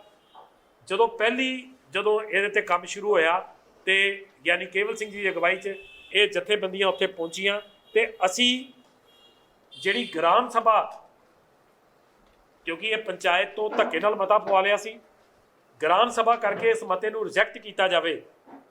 ਇਹ ਜਿਹੜੀ ਅਸੀਂ ਗੱਲ ਹੈ ਉਹ ਗ੍ਰਾਮ ਸਭਾ ਦੇ ਲਈ ਬੰਨ ਨੂੰ ਬੰਨ ਕੇ ਚਿੱਠੀ ਤਿਆਰ ਕਰਕੇ ਪਿੰਡ ਦੇ ਸਾਈਨਾਂ ਲਈ ਉਹ ਅਸੀਂ ਸ਼ੁਰੂਆਤ ਕਰਵਾ ਕੇ ਹੱਥੀਂ ਚਿੱਠੀ ਲਿਖ ਕੇ ਦੇ ਕੇ ਅਸੀਂ ਉੱਥੇ ਆਏ ਸੀਗੇ। ਤੇ ਅੱਜ ਜੇ ਉਹ ਸਾਰੇ ਸਮਾਜ ਦੇ ਅੰਦਰ ਚੇਤਨਤਾ ਪੈਦਾ ਹੋਈ ਤੇ ਇਹ ਪ੍ਰੋਜੈਕਟ ਜਿਹੜੇ ਹੈ ਉਹ ਕਾਮਯਾਬ ਹੋਇਆ। ਤੇ ਅਸੀਂ ਇਹ ਵੀ ਨਹੀਂ ਕਹਿੰਦੇ ਕਿ ਪੰਜਾਬ 'ਚ ਇੰਡਸਟਰੀ ਨਾ ਆਵੇ। ਪੰਜਾਬ 'ਚ ਇੰਡਸਟਰੀ, ਪੰਜਾਬ ਦੇ ਈਕੋਸਿਸਟਮ ਨੂੰ ਡਿਸਟਰਬ ਕਰਨ ਵਾਲੀ ਨਾ ਆਵੇ। ਐਗਰੋ ਦੀ ਇੰਡਸਟਰੀ ਆਵੇ। ਟੈਕਸਟਾਈਲ ਪਾਰਕ ਲੁਧਿਆਣੇ ਨੇ ਜਿਹੜਾ ਤੁਸੀਂ ਦੇਖੋ ਬੁੱਢੇ ਦਰਿਆ ਨੂੰ ਬੁੱਢਾ ਨਾਲਾ ਕਰਤਾ। ਉਹ ਜਿਹੜਾ ਕਾਲਾ ਪਾਣੀ ਜਿਹੜਾ ਉੱਥੋਂ ਪੈਂਦਾ ਹੈ, ਉਹੀ ਕਾਲਾ ਪਾਣੀ ਸਤਲੁਜ ਨੂੰ ਇਫੈਕਟ ਕਰ ਰਿਹਾ ਤੇ ਅੱਗੇ ਕੈਂਸਰ ਤੇ ਹੋਰ ਬਹੁਤ ਸਾਰੀਆਂ ਬਿਮਾਰੀਆਂ ਜਿਹੜੀਆਂ ਨੇ ਉਹ ਕਰ ਰਹੇ ਹਾਂ। ਅਸੀਂ ਚੇਤਨ ਹਾਂ, ਅਸੀਂ ਇਹਦੇ ਤੇ ਕੰਮ ਕਰਨਾ ਚਾਹੁੰਦੇ ਹਾਂ, ਸਿੱਖ ਜਥੇਬੰਦੀਆਂ ਨੂੰ ਲਾਮਬੰਦ ਕਰਨਾ ਚਾਹੁੰਦੇ ਹਾਂ। ਇਹ ਸਾਡੇ ਅੱਜ ਦੇ ਮੁੱਦੇ ਤੁਹਾਡੇ ਨਾਲ ਅਸੀਂ ਜਿਹੜੇ ਨੇ ਉਹ ਸਾਂਝੇ ਕੀਤੇ ਨੇ ਤੇ ਮੈਂ ਆਸ ਕਰਦਾ ਕਿ ਤੁਸੀਂ ਇਹਨਾਂ ਨੂੰ ਜਿਹੜਾ ਉਹ ਥਾਂ ਦਿਓਗੇ। ਗੁਰਮਤ ਵਿਦਿਅਕ ਬੋਰਡ ਇਹ ਬੇਸ਼ੱਕ ਸਾਡਾ ਇੰਟਰਨਲ ਮੁੱਦਾ ਹੈ। ਇਹਦੇ 'ਚ ਕੁਝ ਮੁੱਦੇ ਸਰਕਾਰ ਨਾਲ, ਭਾਰਤ ਸਰਕਾਰ ਨਾਲ, ਕੁਝ ਮੁੱਦੇ ਪੰਜਾਬ ਸਰਕਾਰ ਨਾਲ, ਕੁਝ ਮੁੱਦੇ ਸਾਡੇ ਆਪਣੇ ਇੰਟਰਨਲ ਨੇ, ਪਰ ਅਸੀਂ ਸਾਰੇ ਸਰੋਕਾਰਾਂ ਵਜੋਂ ਤੁਹਾਡੇ ਅੱਗੇ ਰੱਖੇ ਨੇ ਕਿ ਇਹਨਾਂ ਦੀ ਕਰੈਕਸ਼ਨ ਦੇ ਨਾਲ ਸਾਡੇ ਸਿੱਖ ਸਮਾਜ 'ਚ ਸੁਧਾਰ ਦੀ ਜਿਹੜੀ ਹੈ ਉਹ ਲਹਿਰ ਤੇ ਉਹ ਗੱਲ ਚੱਲੇਗੀ। ਗੁਰਮਤ ਐਜੂਕੇਸ਼ਨ ਬੋਰਡ ਦਾ ਅਸੀਂ ਇੱਕ ਆਪਣਾ ਬੋਰਡ ਗਠਨ ਜਿਹੜਾ ਆਰਜੀ ਤੌਰ ਤੇ ਕਰ ਲਿਆ ਹੋਇਆ। ਪ੍ਰਿੰਸੀਪਲ ਬਲਜੀਤ ਸਿੰਘ ਜੀ ਨੂੰ ਅਸੀਂ ਉਹਦਾ ਜਿਹੜੇ ਚੌਂਤਾ ਮਿਸ਼ਨਰੀ ਕਾਲਜ ਦੇ ਪ੍ਰਿੰਸੀਪਲ ਨੇ ਉਹਨਾਂ ਨੂੰ ਅਸੀਂ ਉਹਦੀ ਅਗਵਾਈ ਦਿੱਤੀ ਹੈ ਤੇ ਉਹਦਾ ਖਾਕਾ ਵੀ ਆਉਣ ਵਾਲੇ ਦਿਨਾਂ 'ਚ ਅਸੀਂ ਤੁਹਾਡੇ ਅੱਗੇ ਬੜੇ ਵੱਡੇ ਪੱਧਰ ਤੇ ਰੱਖਾਂਗੇ ਕਿ ਅਸੀਂ ਜਿਹੜੇ ਸਾਡੇ ਮਿਸ਼ਨਰੀ ਨੌਜਵਾਨ ਕਾਲਜਾਂ 'ਚੋਂ ਪੜ੍ਹ ਕੇ ਨਿਕਲਦੇ ਨੇ, ਸਿਲੇਬਸ ਇਕਸਾਰ ਹੋ ਜੇ, ਜਿਹੜੀਆਂ ਸਕੂਲਾਂ 'ਚ ਕਾਲਜਾਂ 'ਚ ਗੁਰਮਤਿ ਦੀ ਪੜ੍ਹਾਈ ਕੀਤੀ ਜਾ ਰਹੀ ਹੈ ਉਹ ਉਸ ਬੋਰਡ ਦੇ ਜਿਹੜੀ ਹੈ ਸਮਝੋ ਛਾਨਣੇ 'ਚੋਂ ਨਿਕਲ ਕੇ ਜਾਵੇ ਤਾਂ ਕਿ ਕੋਈ ਵੀ ਚੀਜ਼ ਗਲਤ ਪਰੋਸੀ ਨਾ ਜਾ ਸਕੇ। ਇਹਦੇ ਤੇ ਅਸੀਂ ਜਿਹੜਾ ਉਹ ਕੰਮ ਜਿਹੜਾ ਕਰਨ ਜਾ ਰਹੇ ਹਾਂ। ਤੁਹਾਡੇ ਸਾਰੇ ਭਰਾਵਾਂ ਦਾ ਜਿਹੜਾ ਉਹ ਧੰਨਵਾਦ ਹੈ, ਤੁਸੀਂ ਬਹੁਤ ਸਮਾਂ ਦਿੱਤਾ ਤੇ ਇਹ ਅਸੀਂ ਇੱਕ ਪ੍ਰੈਸ ਨੋਟ ਤੁਹਾਨੂੰ ਸਾਰਿਆਂ ਨੂੰ ਈਮੇਲ ਕਰ ਦਿੰਦੇ ਹਾਂ, ਇਹ ਤੁਹਾਨੂੰ ਅਸੀਂ ਸੌਫਟ ਕਾਪੀ ਵੀ ਭੇਜ ਦਿੰਦੇ ਹਾਂ। ਤੁਸੀਂ ਕੋਈ ਸਵਾਲ ਕਰਨਾ ਚਾਹੁੰਦੇ ਹੋਵੇ ਨਾ ਵੀਰਾਂ ਚੋਂ ਕਿਸੇ ਨੂੰ ਕਰ ਸਕਦੇ।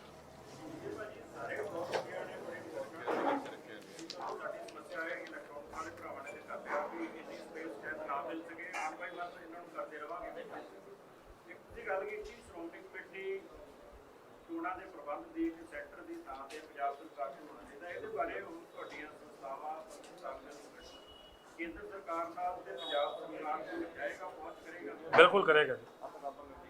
ਅਸੀਂ ਮੈਂ ਇੱਕ ਜਰਨਲ ਦੱਸ ਦਿਆਂ, ਅਸੀਂ ਇਹਨਾਂ 'ਚ ਜਿੰਨੇ ਸ਼ਾਮਲ ਮੁੱਦੇ ਨੇ ਜਿਹਦੇ ਨਾਲ ਵੀ ਸੰਬੰਧਿਤ ਨੇ ਅਸੀਂ ਉਹਦੇ ਤੱਕ ਪਹੁੰਚ ਕਰਾਂਗੇ।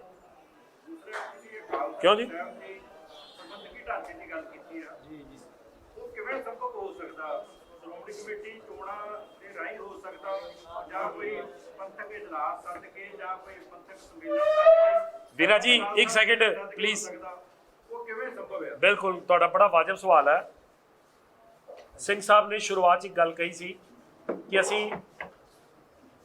ਅਸੀਂ ਸ਼੍ਰੋਮਣੀ ਕਮੇਟੀ ਦੀਆਂ ਚੋਣਾਂ ਦਾ ਅੱਜ ਆਪਣੇ ਆਪ ਨੂੰ ਪੇਸ਼ ਵੀ ਕਰ ਰਹੇ ਹਾਂ ਜਥੇਬੰਦਕ ਰੂਪ ਦੇ ਵਿੱਚ, ਤੇ ਇਹ ਗੱਲ ਸ਼੍ਰੋਮਣੀ ਕਮੇਟੀ ਦੇ ਪ੍ਰਬੰਧ ਨਾਲ ਵੀ ਜੁੜੀ ਹੈ ਕਿਉਂਕਿ ਉਸ ਪ੍ਰਬੰਧ 'ਚ ਕੋਈ ਜ਼ਿੰਮੇਵਾਰ ਸੰਸਥਾਵਾਂ ਹੋਣਗੀਆਂ ਤੇ ਅਕਾਲ ਤਖਤ ਨੂੰ ਸੋਵਰਨ ਕਰਨ ਦੀ ਗੱਲ ਸੋਚ ਸਕਦੀਆਂ। ਅਸੀਂ ਕਿਉਂ ਇਹ ਗੱਲ ਤੁਸੀਂ ਸਮਝੋ, ਅਸੀਂ ਇਹ ਨਹੀਂ ਕਿਹਾ ਕਿ ਅਸੀਂ ਪ੍ਰਬੰਧ 'ਚ ਆ ਜਾਵਾਂਗੇ ਤੇ ਅਕਾਲ ਤਖਤ ਦਾ ਜਥੇਦਾਰ ਅਸੀਂ ਆਪਣੀ ਮਰਜ਼ੀ ਦਾ ਲਾਣਾ ਚਾਹੁੰਦੇ ਹਾਂ। ਅਸੀਂ ਇਹ ਕਿਹਾ ਕਿ ਅਕਾਲ ਤਖਤ ਨੂੰ ਅਸੀਂ ਪੰਥ ਨੂੰ ਦੀ ਵੱਡੀ ਜਮਾਤ ਵਜੋਂ ਪੇਸ਼ ਕਰਨਾ ਚਾਹੁੰਦੇ ਹਾਂ ਅਕਾਲ ਤਖਤ ਨੂੰ। ਇਹਦੇ ਤੇ ਅਸੀਂ ਆਉਣ ਵਾਲੇ ਦਿਨਾਂ 'ਚ ਪੰਥਕ ਡਿਬੇਟ ਅਸੀਂ ਜੇ ਤੁਹਾਨੂੰ ਯਾਦ ਹੋਵੇ ਭਾਜੀ ਕਿ ਅਸੀਂ ਅੰਮ੍ਰਿਤਸਰ 'ਚ ਇਹਦੇ ਤੇ ਮੁੱਦੇ ਤੇ ਡਿਬੇਟਸ ਕੀਤੀਆਂ ਸੀ ਜਦੋਂ ਬਾਹਰ ਇੱਥੇ ਸਰਬੱਤ ਖਾਲਸਾ ਹੋਣਾ ਸੀ ਕਿ ਸ਼੍ਰੋਮਣੀ ਕਮੇਟੀ ਅਕਾਲ ਤਖਤ ਦਾ ਪ੍ਰਬੰਧਨ ਤੇ ਸਰਬੱਤ ਖਾਲਸਾ ਇੱਕ ਮਿੱਕ ਚੀਜ਼ ਨੇ, ਹੈ ਨਾ। ਤੇ ਉਦੋਂ ਵੀ ਸਾਨੂੰ ਇਹੀ ਸੀ ਨਾ ਵੀ ਅਕਾਲ ਤਖਤ ਨੇ ਆਪਣੀ ਮਨਮਰਜ਼ੀ ਨਾਲ ਫੈਸਲਾ ਦੇ ਦਿੱਤਾ ਤੇ ਜਿਹਨੂੰ ਮੰਨਿਆ ਨਹੀਂ। ਅਸੀਂ ਇਹਦੇ ਤੇ ਪੂਰੀ ਡਿਬੇਟ ਤੇ ਮਸੌਦਾ ਲਿਆ ਕੇ ਸੰਗਤ ਦੇ ਅੱਗੇ ਰੱਖਣ ਜਾ ਰਹੇ ਹਾਂ ਆਉਣ ਵਾਲੇ ਦਿਨਾਂ 'ਚ, ਤੇ ਇਹ ਬਿਲਕੁਲ ਠੀਕ ਗੱਲ ਹੈ। ਇਹਦਾ ਹਿੱਸਾ ਪ੍ਰਬੰਧ ਨਾਲ ਵੀ ਜੁੜਿਆ, ਉੱਥੇ ਵੀ ਗੱਲ ਚੱਲੇਗੀ ਤੇ ਅਸੀਂ ਸੰਗਤ ਦੇ ਕੋਲ ਜਾ ਕੇ ਵੀ ਇਸ ਗੱਲ ਦੇ ਲਈ ਚੇਤਨ ਕਰਾਂਗੇ। ਅਸੀਂ ਪੈਰਲਲ ਜੇ ਇਲੈਕਸ਼ਨਾਂ ਲੇਟ ਹੁੰਦੀਆਂ ਨੇ ਤੇ ਅਸੀਂ ਅਕਾਲ ਤਖਤ ਦੇ ਇਸ ਪ੍ਰਬੰਧ ਲਈ ਪੈਰਲਲ ਇੱਕ ਬਾਡੀ ਬਣਾਉਣ ਦੀ ਗੱਲ ਵੀ ਕਰਾਂਗੇ ਕਿ ਜੇ ਉਹ ਸਾਡੀ ਗੱਲ ਨਹੀਂ ਮੰਨ ਰਹੇ ਤੇ ਅਸੀਂ ਇੱਕ ਪੈਰਲਲ ਬਾਡੀ ਅਨਾਉਂਸ ਕਰਕੇ ਆਪਣਾ ਇੱਕ ਸਿਸਟਮ ਘੜ ਦਈਏ ਕਿ ਅਸੀਂ ਜਿਹੜੀ ਗੱਲ ਕਹਿਣ ਜਾਣਾ ਚਾਹੁੰਦੇ ਹਾਂ ਉਹ ਸਾਰੇ ਸੰਸਾਰ ਦੇ ਸਿੱਖਾਂ ਦੀ ਤਰਜਮਾਨੀ ਇਹ ਕਮੇਟੀ ਕਰਦੀ ਜਿਹਦੇ 'ਚ ਵਿਦਵਾਨ ਵੀ ਹੋਣ, ਜਿਹਦੇ 'ਚ ਸਾਰੇ ਦੇਸ਼ਾਂ ਦੇ ਲੋਕ ਹੋਣ। ਫਿਰ ਉੱਥੇ ਖਿੱਤੇ ਦੀ ਪੋਲਿਟਿਕਸ ਨੂੰ ਮੁੱਖ ਰੱਖ ਕੇ ਕੋਈ ਵੀ ਗੱਲ ਨਹੀਂ ਹੋਏਗੀ। ਅਕਾਲ ਤਖਤ ਦਾ ਸਿੱਖਾਂ ਦੇ ਸਰਵਉੱਚ ਜਿਹੜਾ ਮੰਨਿਆ ਜਾਂਦਾ ਸਥਾਨ, ਪਰ ਉਹਦੇ ਨਾਲ ਜਿਹੜੀ ਪੈਰਲਲ ਬਾਡੀ ਕਹਿ ਰਹੇ ਹੋ, ਫਿਰ ਕੀ ਪੰਥ ਉਸਦੇ ਵੱਲੋਂ ਜਿਹੜੇ ਜਾਰੀ ਕੀਤੇ ਗਏ ਫਰਮਾਨ ਉਹ ਮੰਨੇਗਾ ਜਾਂ ਅਕਾਲ ਤਖਤ? ਅਸੀਂ ਉਹ ਪੈਰਲਲ ਬਾਡੀ ਜਿਹੜੀ ਗੱਲ ਕਹੇਗੀ ਸਾਰੇ ਸੰਸਾਰ ਦੇ ਦੇਸ਼ਾਂ ਦੇ ਲੋਕਾਂ ਸਿੱਖਾਂ ਦੀ, ਤੇ ਅਕਾਲ ਤਖਤ ਨੂੰ ਉਹ ਗੱਲ ਪ੍ਰਭਾਵਿਤ ਕਰੇਗੀ, ਉਹਨੂੰ ਉਹ ਗੱਲ ਕਰਨੀ ਪਏਗੀ ਕਿ ਇਹ ਸੰਸਾਰ ਦੇ ਸਿੱਖਾਂ ਦੀ ਡੋਮੀਨੇਟ ਹੋ ਜਾਏਗਾ ਜੀ ਉਸ ਪੈਰਲਲ ਬਾਡੀ ਦੇ ਨਾਲ। ਵੀਰੇ ਹੋ ਜੇ ਅੱਜ ਇੱਕ ਪਰਿਵਾਰ ਡੋਮੀਨੇਟ ਕਰ ਰਿਹਾ। ਅਕਾਲ ਤਖਤ ਨਹੀਂ ਹੋਏਗਾ, ਬੰਦੇ ਦੀ ਗੱਲ ਬੰਦੇ ਦੀ ਬਾਡੀ। ਹਾਂਜੀ ਮੈਂ ਬਿਲਕੁਲ ਠੀਕ ਹੈ ਜੀ। ਮੈਂ ਇੱਕ ਦੱਸਦਾ ਜੀ, ਪੰਥ ਅੱਜ ਅਕਾਲ ਤਖਤ ਦੇ ਬੰਦੇ ਨੂੰ ਕੌਣ ਪ੍ਰਭਾਵਿਤ ਕਰ ਰਿਹਾ ਜੀ? ਇੱਕ ਪਰਿਵਾਰ, ਹੈ ਨਾ। ਤੇ ਉਸ ਪਰਿਵਾਰ ਦੀ ਰੱਖ ਲਈ ਅਸੀਂ ਸੌਦੇ ਸਾਧ ਨੂੰ ਮਾਫ ਕਰ ਗਏ ਕਿ ਉਹ ਪਰਿਵਾਰ ਸਿਆਸਤ 'ਚ ਜਿੱਤ ਜੇ। ਅਸੀਂ ਉਸ ਤੋਂ ਬਾਅਦ ਆਓ ਉਹ ਪਰਿਵਾਰ ਹਾਰਦਾ ਤੇ ਜਥੇਦਾਰ ਕਹਿੰਦਾ ਕਿ ਸਿੱਖ ਬਦਤਮੀਜ਼ ਹੋ ਗਏ। ਉਹ ਪਰਿਵਾਰ ਇਲੈਕਸ਼ਨ ਦੁਬਾਰਾ ਜਿੱਤ ਜੇ ਤੇ ਬੰਦੀ ਸਿੰਘਾਂ ਦੀ ਗੱਲ ਜਥੇਦਾਰ ਸ਼ੁਰੂ ਕਰ ਦਿੰਦਾ, ਠੀਕ ਹੈ। ਤੇ ਜਦੋਂ ਉਹ ਪਰਿਵਾਰ ਕਾਬਜ ਸੀ ਪੰਜਾਬ ਸਰਕਾਰ ਤੇ ਉਹਨਾਂ ਲੋਕਾਂ ਨੂੰ ਹੀ ਅੰਦਰ ਕਰਨ ਵਾਲੇ ਲੋਕ ਜਿਹੜੇ ਆ ਉਹਨਾਂ ਨੇ ਘਰ ਮੁਖਤਿਆਰ ਬਣਾਏ ਹੋਏ ਸੀ, ਠੀਕ ਹੈ। ਜੇ ਸਮੁੱਚੀ ਸਿੱਖ ਕੌਮ ਦੀ ਸੋਚ ਇਕੱਠੀ ਹੋ ਕੇ ਅਕਾਲ ਤਖਤ ਦੇ ਫੈਸਲੇ ਨੂੰ ਪ੍ਰਭਾਵਿਤ ਕਰਦੀ ਹੈ ਤੇ ਕੋਈ ਮਾੜੀ ਗੱਲ ਨਹੀਂ ਹੈ। ਉਦੋਂ ਕੌਮ ਦੇ ਨੇ ਨਕਾਰਿਆ ਫੈਸਲੇ ਨੂੰ, ਸੌਦੇ ਸਾਧ ਵਾਲੇ ਨੂੰ, ਸਮੁੱਚੀ ਸੰਸਾਰ ਦੀ ਸੋਚ ਨੇ, ਤੇ ਜਥੇਦਾਰ ਨੂੰ ਆਪਣਾ ਫੈਸਲਾ ਵਾਪਸ ਲੈਣਾ ਪਿਆ। ਇਹ ਇਤਿਹਾਸ 'ਚ ਪਹਿਲੀ ਵਾਰੀ ਹੋਇਆ। ਸਾਡਾ ਸ਼੍ਰੋਮਣੀ ਗੁਰਦੁਆਰਾ ਪ੍ਰਬੰਧਕ ਕਮੇਟੀ ਦਾ 92 ਲੱਖ ਰੁਪਈਆ ਇਸ ਤਰ੍ਹਾਂ ਦੇ ਦਿੱਤਾ ਕਿ ਸੌਦਾ ਸਾਧ ਜਿਹੜਾ ਵੀ ਬੜਾ ਚੰਗਾ ਬੰਦਾ ਹੈਗਾ ਸਾਡੀ ਮਤਲਬ ਤੁਸੀਂ ਵੋਟਾਂ ਲੈਣ ਵਾਸਤੇ। ਇਹ ਅੱਜ ਗੱਲ ਬਿਲਕੁਲ ਤੁਸੀਂ ਜਿਹੜੀ ਗੱਲ ਕਹਿਣਾ ਚਾਹ ਰਹੇ ਹੋ, ਅੱਜ ਗੱਲ ਬਿਲਕੁਲ ਪੈਰਲਲ ਸਿਸਟਮ ਖੜਾ ਕਰਨ ਦੀ ਜਦੋਂ ਅਸੀਂ ਗੱਲ ਕਰਦੇ ਹਾਂ, ਸਾਡੇ ਅੰਦਰ ਦਾ ਦਰਦ ਹੈ। ਅਸੀਂ ਅਕਾਲ ਤਖਤ ਨੂੰ ਦੇ ਪ੍ਰਬੰਧ ਦੀ ਗੱਲ ਕਰ ਰਹੇ ਹਾਂ। ਨਹੀਂ ਮੰਨਣਗੇ ਤੇ ਅਸੀਂ ਸਿਸਟਮ ਖੜਾ ਕਰਾਂਗੇ ਜਿਹੜਾ ਪ੍ਰਭਾਵਿਤ ਕਰੇਗਾ ਉਸ ਗੱਲ ਨੂੰ। ਸ਼੍ਰੋਮਣੀ ਅਕਾਲੀ ਦਲ ਨੂੰ ਕਿੱਥੋਂ ਦੀ ਕਿੱਥੇ ਲੈ ਕੇ ਆਂਦਾ ਉਹਦੇ ਬਾਰੇ ਕਿਤਾਬ ਆਹ ਕਿਤਾਬ ਛਪੀ। ਸਟੇਟ ਦੀ ਦਖਲਅੰਦਾਜ਼ੀ ਨਹੀਂ ਸਿੱਖ ਮਾਮਲਿਆਂ 'ਚ ਵੱਧ ਜਾਏਗੀ। ਕਿਹੜੇ 'ਚ ਜੀ? ਉਹਨਾਂ ਦੀ ਜੇ ਆਪਾਂ ਗੱਲ ਕਰਦੇ ਆ ਵੀ ਸਟੇਟ ਗਵਰਨਮੈਂਟ ਦੇ ਅੰਡਰ ਹੋਣੀਆਂ ਚਾਹੀਦੀਆਂ ਨੇ, ਇਹਨਾਂ ਕੋਲ ਪ੍ਰਬੰਧ ਹੋਣਾ ਚਾਹੀਦਾ ਤੇ ਸਟੇਟ ਦੀ ਸਿੱਖ ਮਾਮਲਿਆਂ 'ਚ ਦਖਲਅੰਦਾਜ਼ੀ ਨਹੀਂ ਵਧੇਗੀ। ਮੈਂ ਬਿਲਕੁਲ ਤੁਹਾਡੇ ਨਾਲ ਸਹਿਮਤ ਹਾਂ। ਅੱਜ ਕਿਹੜੀ ਸਟੇਟ ਦੀ? ਕੇਂਦਰ ਉਸ ਪਰ ਤਰਜੀਹ ਨਹੀਂ ਕਰਦਾ। ਬਿਲਕੁਲ ਕਰਦਾ ਜੀ ਸਰ, ਬਿਲਕੁਲ ਕਰਦਾ। ਤੁਸੀਂ ਜੇ 11 ਸਾਲ 12 ਸਾਲ 15 ਸਾਲ ਇਲੈਕਸ਼ਨ ਤੁਸੀਂ ਗੱਲ ਨੂੰ ਸਮਝੋ। ਸਟੇਟ ਸੈਂਟਰ ਸਰਕਾਰ ਲੰਮੇ ਸਮੇਂ ਤੋਂ ਉਹ ਫੈਸਲੇ ਲੈਂਦੀ ਰਹੀ ਸ਼੍ਰੋਮਣੀ ਕਮੇਟੀ ਦੇ ਉਹਦੇ 'ਚ ਜਿਹੜੇ ਉਹਨਾਂ ਦੇ ਭਾਈਵਾਲਾਂ ਨੂੰ ਜਾਂ ਉਹਨਾਂ ਨੂੰ ਸੂਟ ਕਰਦੇ ਸੀ। ਅੱਜ 11 ਸਾਲ ਹੋ ਗਏ ਨੇ। ਤੁਸੀਂ ਕਦੇ ਸੁਪਰੀਮ ਕੋਰਟ ਦੇ ਫੈਸਲੇ ਜਿਹੜਾ 16 'ਚ ਆਇਆ ਉਹ ਕਦੀ ਰੈਟਰੋਸਪੈਕਟਿਵ ਲਾਗੂ ਹੋਇਆ? ਉਹ 11 ਤੋਂ ਵਾਲੇ ਜਿਹੜੀ ਹੋਈ ਚੋਣ ਸੀ ਉਹਦੇ ਤੇ ਲਾਗੂ ਕਰਤਾ। 1925 ਤੋਂ ਲੈ ਕੇ 1947 ਤੱਕ 7 ਵਾਰ ਸ਼੍ਰੋਮਣੀ ਕਮੇਟੀ ਦੀਆਂ ਚੋਣਾਂ ਹੋਈਆਂ। 1947 ਤੋਂ ਲੈ ਕੇ 2022 ਤੱਕ 5 ਵਾਰ ਚੋਣਾਂ ਹੋਈਆਂ। ਨਹੀਂ ਸੈਂਟਰ ਦੀ ਪੰਜਾਬ ਦੀ ਸਰਕਾਰ ਸਾਡੇ ਪ੍ਰੈਸ਼ਰ ਚ ਆਏਗੀ। ਨਹੀਂ ਜਸ ਭਾਜੀ, ਪੰਜਾਬ ਦੀ ਸਰਕਾਰ ਸਾਡੇ ਪ੍ਰੈਸ਼ਰ ਚ ਆਏਗੀ ਕਿਉਂਕਿ ਪੰਜਾਬ 'ਚ ਉਹਨਾਂ ਨੂੰ ਤੁਸੀਂ ਦੇਖੋ, ਤੁਸੀਂ ਨਾ ਇੱਕ ਐਗਜ਼ਾਮਪਲ ਲਵੋ ਕਿ ਮੱਤੇਵਾੜੇ ਦਾ ਪ੍ਰੋਜੈਕਟ ਪ੍ਰੈਸ਼ਰ 'ਚ ਵਾਪਸ ਹੋਇਆ ਨਾ। 4 ਦਿਨ ਪਹਿਲੇ ਉਹੀ ਸਰਕਾਰ ਅਸੈਂਬਲੀ 'ਚ ਸਟੇਟਮੈਂਟ ਦੇ ਰਹੀ ਹੈ। ਲੋਕਾਂ ਦਾ ਪ੍ਰੈਸ਼ਰ ਇੰਨਾ ਬਿਲਟ ਹੋ ਗਿਆ। ਠੀਕ ਹੈ, ਗੁਰੂ ਗ੍ਰੰਥ ਸਾਹਿਬ ਜੀ ਦੇ ਮੁੱਦੇ ਦੇ ਉੱਤੇ ਸਰਕਾਰ ਆਪਣੇ ਨੁਮਾਇੰਦੇ ਪਬਲਿਕ ਦੇ ਇਕੱਠ 'ਚ ਭੇਜ ਰਹੀ ਹੈ, ਗੱਲ ਕਰਕੇ ਆਓ ਜਾ ਕੇ। ਉਹ ਆ ਕੇ ਸਮਾਂ ਉੱਥੇ ਬੈਗ ਕਰਕੇ ਮੰਗ ਰਹੇ ਨੇ। ਇਹ ਤੁਹਾਡਾ ਪ੍ਰੈਸ਼ਰ ਹੈ ਤੇ ਇਹੀ ਪ੍ਰੈਸ਼ਰ ਸ਼੍ਰੋਮਣੀ ਅਸੀਂ ਜਦੋਂ ਇਲੈਕਸ਼ਨ ਦੀ ਗੱਲ ਕਰਦੇ ਹਾਂ, ਮਸੌਦਾ ਜਦੋਂ ਲਿਆਵਾਂਗੇ ਨਾ ਜੀ, ਮੈਂ ਤੁਹਾਨੂੰ ਛੋਟੀ ਜਿਹੀ ਗੱਲ ਦੱਸਦਾ। ਇਲੈਕਸ਼ਨ ਕਮਿਸ਼ਨ ਪਰਮਾਨੈਂਟ ਹੋਣਾ ਚਾਹੀਦਾ, ਗੁਰਦੁਆਰਾ ਇਲੈਕਸ਼ਨ ਕਮਿਸ਼ਨ ਜਿਹੜਾ ਇੰਡੀਪੈਂਡੈਂਟ ਹੋਣਾ ਚਾਹੀਦਾ। ਠੀਕ ਹੈ, ਜਿਹਦੇ ਫੰਡ ਤੇ ਸਰਕਾਰ ਤੋਂ ਆਣੇ ਨੇ ਪਰ ਉਹਦੇ ਸਿਸਟਮ ਨੂੰ ਵਰਕ ਕਰਨ ਲਈ ਉਹ ਇੰਡੀਪੈਂਡੈਂਟ ਹੋਵੇ। ਹੁਣ ਜਿਹੜਾ ਕਾਨੂੰਨ ਬਣੇ ਅਸੀਂ ਉਹਦਾ ਮਸੌਦਾ ਵੀ ਪੇਸ਼ ਕਰਾਂਗੇ। 5 ਸਾਲ ਬਾਅਦ ਇਲੈਕਸ਼ਨ ਹੋਣੀ ਚਾਹੀਦੀ ਹੈ। ਬਾਰ-ਬਾਰ ਵੋਟਰ ਲਿਸਟ ਨਹੀਂ ਨਵੀਂ ਬਣਨੀ ਚਾਹੀਦੀ ਕਿਉਂਕਿ ਐਤਕੀ ਮੈਂ ਬਣ ਗਿਆ, ਅਗਲੀ ਵਾਰੀ ਮੈਂ ਦਰਖਾਸਤ ਦੇਣੀ ਹੋ ਰਹਿ ਗਿਆ, ਮੈਂ ਵੋਟਰ ਹੀ ਨਹੀਂ ਹੈਗਾ। ਓਨਸ ਫॉर ਮੇਕਿੰਗ ਵੋਟਿੰਗ ਇਹ ਇਲੈਕਸ਼ਨ ਕਮਿਸ਼ਨ ਤੇ ਹੋਣਾ ਚਾਹੀਦਾ, ਨਾ ਕਿ ਸਾਡੇ ਤੇ ਹੋਣਾ ਚਾਹੀਦਾ ਕਿ ਅਸੀਂ ਅਰਜ਼ੀ ਦੇ ਕੇ ਬਣੀਏ। ਨਹੀਂ ਤਾਂ ਤੁਸੀਂ ਛੱਡ ਦਿਓ, ਸਰਕਾਰ ਛੱਡ ਦੇ ਐਕਟ, ਫਿਰ ਆਪੇ ਪ੍ਰਬੰਧ ਹੋ ਜਾਏਗਾ ਸਿੱਖਾਂ ਕੋਲੋਂ, ਹੈ ਨਾ। ਇਸ ਕਰਕੇ ਇਹ ਵੈਸੇ ਅਧਿਕਾਰ ਹੈ ਸਰਕਾਰ ਕੋਲ ਆਪਣਾ ਐਕਟ ਕ੍ਰੀਏਟ ਕਰਨ ਦਾ, ਕਨਸਟੀਟਿਊਸ਼ਨ ਇਹ ਰਾਈਟ ਦਿੰਦਾ। ਇਹਦੇ ਤੇ ਅਸੀਂ ਜਿਹੜੀ ਹੈ ਉਹ ਮੰਗ ਕਰ ਰਹੇ ਹਾਂ। ਦੇਖੋ ਇੱਕ ਗੱਲ ਮੈਂ ਤੁਹਾਡੇ ਨਾਲ ਬਿਲਕੁਲ ਐਕਟ ਮੁੱਢੇ ਸਿਰੋਂ 1925 ਚ ਵੀ ਜਦੋਂ ਪੜ੍ਹਦਾ ਸੀ ਨਾ, ਜੇ ਤੁਸੀਂ ਉਦੋਂ ਦਾ 5 ਸਾਲ ਦਾ ਇਤਿਹਾਸ ਪੜ੍ਹੋ 20 ਤੋਂ ਲੈ ਕੇ 25 ਦਾ, ਤੇ ਡਾਕਟਰ ਸਰਦਾਰ ਜਸਪਾਲ ਸਿੰਘ ਜੀ ਨੇ ਗੱਲ ਕਹੀ ਕਿ ਸਿੱਖਾਂ ਨੂੰ ਅੰਦਰ ਦੇਤਾ। ਡਿਬੇਟ ਚੱਲੀ, ਸਿੱਖਾਂ ਨੇ ਸ਼੍ਰੋਮਣੀ ਕਮੇਟੀ ਆਪਣੀ ਬਣਾ ਲਈ ਸੀ, ਆਪਣਾ ਪ੍ਰਬੰਧ ਕ੍ਰੀਏਟ ਕਰ ਲਿਆ ਸੀ। ਜਿੱਦਣ ਸਿੱਖ ਸਵੇਰੇ ਇੱਥੇ ਇਕੱਠ ਕਰਦੇ ਨੇ, ਇਤਿਹਾਸ 'ਚ ਗੱਲ ਆਉਂਦੀ ਹੈ ਕਿ ਸਰਕਾਰ ਨੇ 25 ਮੈਂਬਰਾਂ ਦੀ ਪ੍ਰਬੰਧਕੀ ਜਮਾਤ ਗੁਰਦੁਆਰਿਆਂ ਦੀ ਆਪੇ ਬਣਾਤੀ। ਬੱਤੀਆਂ ਦੀ, ਚਲੋ ਸੌਰੀ ਨੰਬਰ ਮੈਂ ਹੁਣ ਇੱਥੇ ਸਿੱਖ ਜਿਹੜੇ ਇਕੱਠੇ ਹੁੰਦੇ ਨੇ ਬਹੁਤ ਸਿਆਣੇ ਸੀ। ਉਹਨਾਂ ਨੇ ਇਹ ਨਹੀਂ ਕੀਤਾ ਕਿ ਬੱਤੀਆਂ ਦੇ ਬਰਾਬਰ ਇੱਕ ਕਮੇਟੀ ਬਣਾਤੀ, ਉਹਨਾਂ ਨੇ ਬੱਤੀ ਵੀ ਆਪਣੀ ਗਲਵੱਕੜੀ 'ਚ ਲੈ ਲਏ। ਵੇਖੋ ਕਿੰਨੀ ਖੂਬਸੂਰਤੀ ਹੈ ਸਾਡੇ ਬਜ਼ੁਰਗਾਂ ਦੀ। ਉਹਨਾਂ ਨੇ ਆਪਣੀ ਜਮਾਤ ਇੱਕ ਨਵੀਂ ਵੱਡੀ ਬਣਾਈ, ਉਹ 'ਚ ਬੱਤੀ ਵੀ ਲੈ ਲਏ। ਸਰਕਾਰ ਨਾਲ ਡਿਬੇਟ ਸ਼ੁਰੂ ਹੋ ਗਈ। ਸਰਕਾਰ ਨੂੰ ਲੱਗਾ ਵੀ ਇਹ ਤਾਂ ਸਾਡੇ ਹੱਥੋਂ ਹੀ ਪ੍ਰਬੰਧ ਨਿਕਲ ਗਿਆ, ਇਹਨਾਂ ਨੇ ਉਹ ਵੀ ਵਿੱਚੇ ਲੈ ਲਏ। ਫਿਰ ਸਰਕਾਰ ਨੇ ਕਾਨੂੰਨ ਐਕਟ ਬਣਾਉਣ ਦੀ ਗੱਲ ਸ਼ੁਰੂ ਕਰ ਲਈ। ਉਹ ਐਕਟ ਦੇ ਉੱਤੇ ਸਾਡੇ ਸਿੱਖ ਅੜਦੇ ਰਹੇ, ਉਹਦੀਆਂ ਮੱਦਾਂ ਤੇ ਅੜਦੇ ਰਹੇ, ਜਿਹੜੀਆਂ ਬਹੁਤ ਸਾਰੀਆਂ ਬਹੁਤ ਲੇਟ ਜਾ ਕੇ ਪਾਸ ਹੋਈਆਂ। ਉਹਨਾਂ ਨੇ ਸਿੱਖ ਅੰਦਰ ਦੇ ਦਿੱਤੇ। ਉਹਨਾਂ ਨੇ ਗਵਰਨਰ ਰੋਲ ਲਿਆ ਕੇ ਲਾਇਆ, ਜਿਹਨੇ ਕੱਲੇ ਤੋਂ, ਮੇਰੇ ਕੋਲ ਇਸ ਵੇਲੇ ਉਹਦਾ ਤੱਥ ਨਹੀਂ ਹੈ, ਪਰ ਇੱਕ ਚਿੱਠੀ ਮਿਲਦੀ ਹੈ ਸੁਰਜੀਤ ਸਿੰਘ ਜੀ ਤੇ ਜਸਪਾ ਜੀ, ਇੱਕ ਚਿੱਠੀ ਮਿਲਦੀ ਹੈ ਕਿ ਜਿਹੜੀ ਇਹ ਕਹਿੰਦੀ ਹੈ ਕਿ ਉਹ ਗਵਰਨਰ ਨੇ ਚਿੱਠੀ ਲਿਖੀ ਕਿ ਮੈਂ ਸਿੱਖਾਂ ਨੂੰ ਐਸੇ ਭੰਬਲ ਭੂਸੇ 'ਚ ਪਾ ਚੱਲੇ ਐਕਟ ਥੱਲੇ ਕਿ ਇਹ ਕੁਰਜਦੇ ਹੀ ਰਹਿਣਗੇ। ਠੀਕ ਹੈ, ਤੇ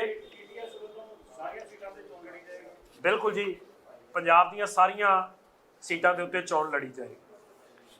ਅਸੀਂ ਇਦਾਂ ਨਹੀਂ ਹੋਏਗਾ ਕਿ ਇੱਥੋਂ ਗਿਆ ਤੇ ਅਸੀਂ ਇਹ ਜਿਹੇ ਬੰਦਾ ਨੋਮੀਨੇਟ ਕਰਤਾ, ਇਦਾਂ ਦਾ ਸਿਸਟਮ ਨਹੀਂ ਹੈ। ਉਹਦਾ ਵੀ ਸਿਸਟਮ ਅਸੀਂ, ਚੂँਕਿ ਲੋਕਲ ਜਥੇਬੰਦੀਆਂ ਸਾਡੇ ਨਾਲ ਬਹੁਤ ਸਾਰੀਆਂ ਜ਼ਿਲ੍ਹਾਵਾਰ ਕੰਮ ਕਰ ਰਹੀਆਂ ਨੇ, ਪਿੰਡਾਂ ਦੀਆਂ ਜਥੇਬੰਦੀਆਂ ਕੰਮ ਕਰ ਰਹੀਆਂ, ਅਸੀਂ ਉਹਨਾਂ ਨੂੰ ਬੇਨਤੀ ਕਰਨੀ ਹੈ ਕਿ ਤੁਸੀਂ ਆਪਣੇ ਇਲਾਕੇ ਦੀ ਕਮਾਂਡ ਸੰਭਾਲ ਲਓ।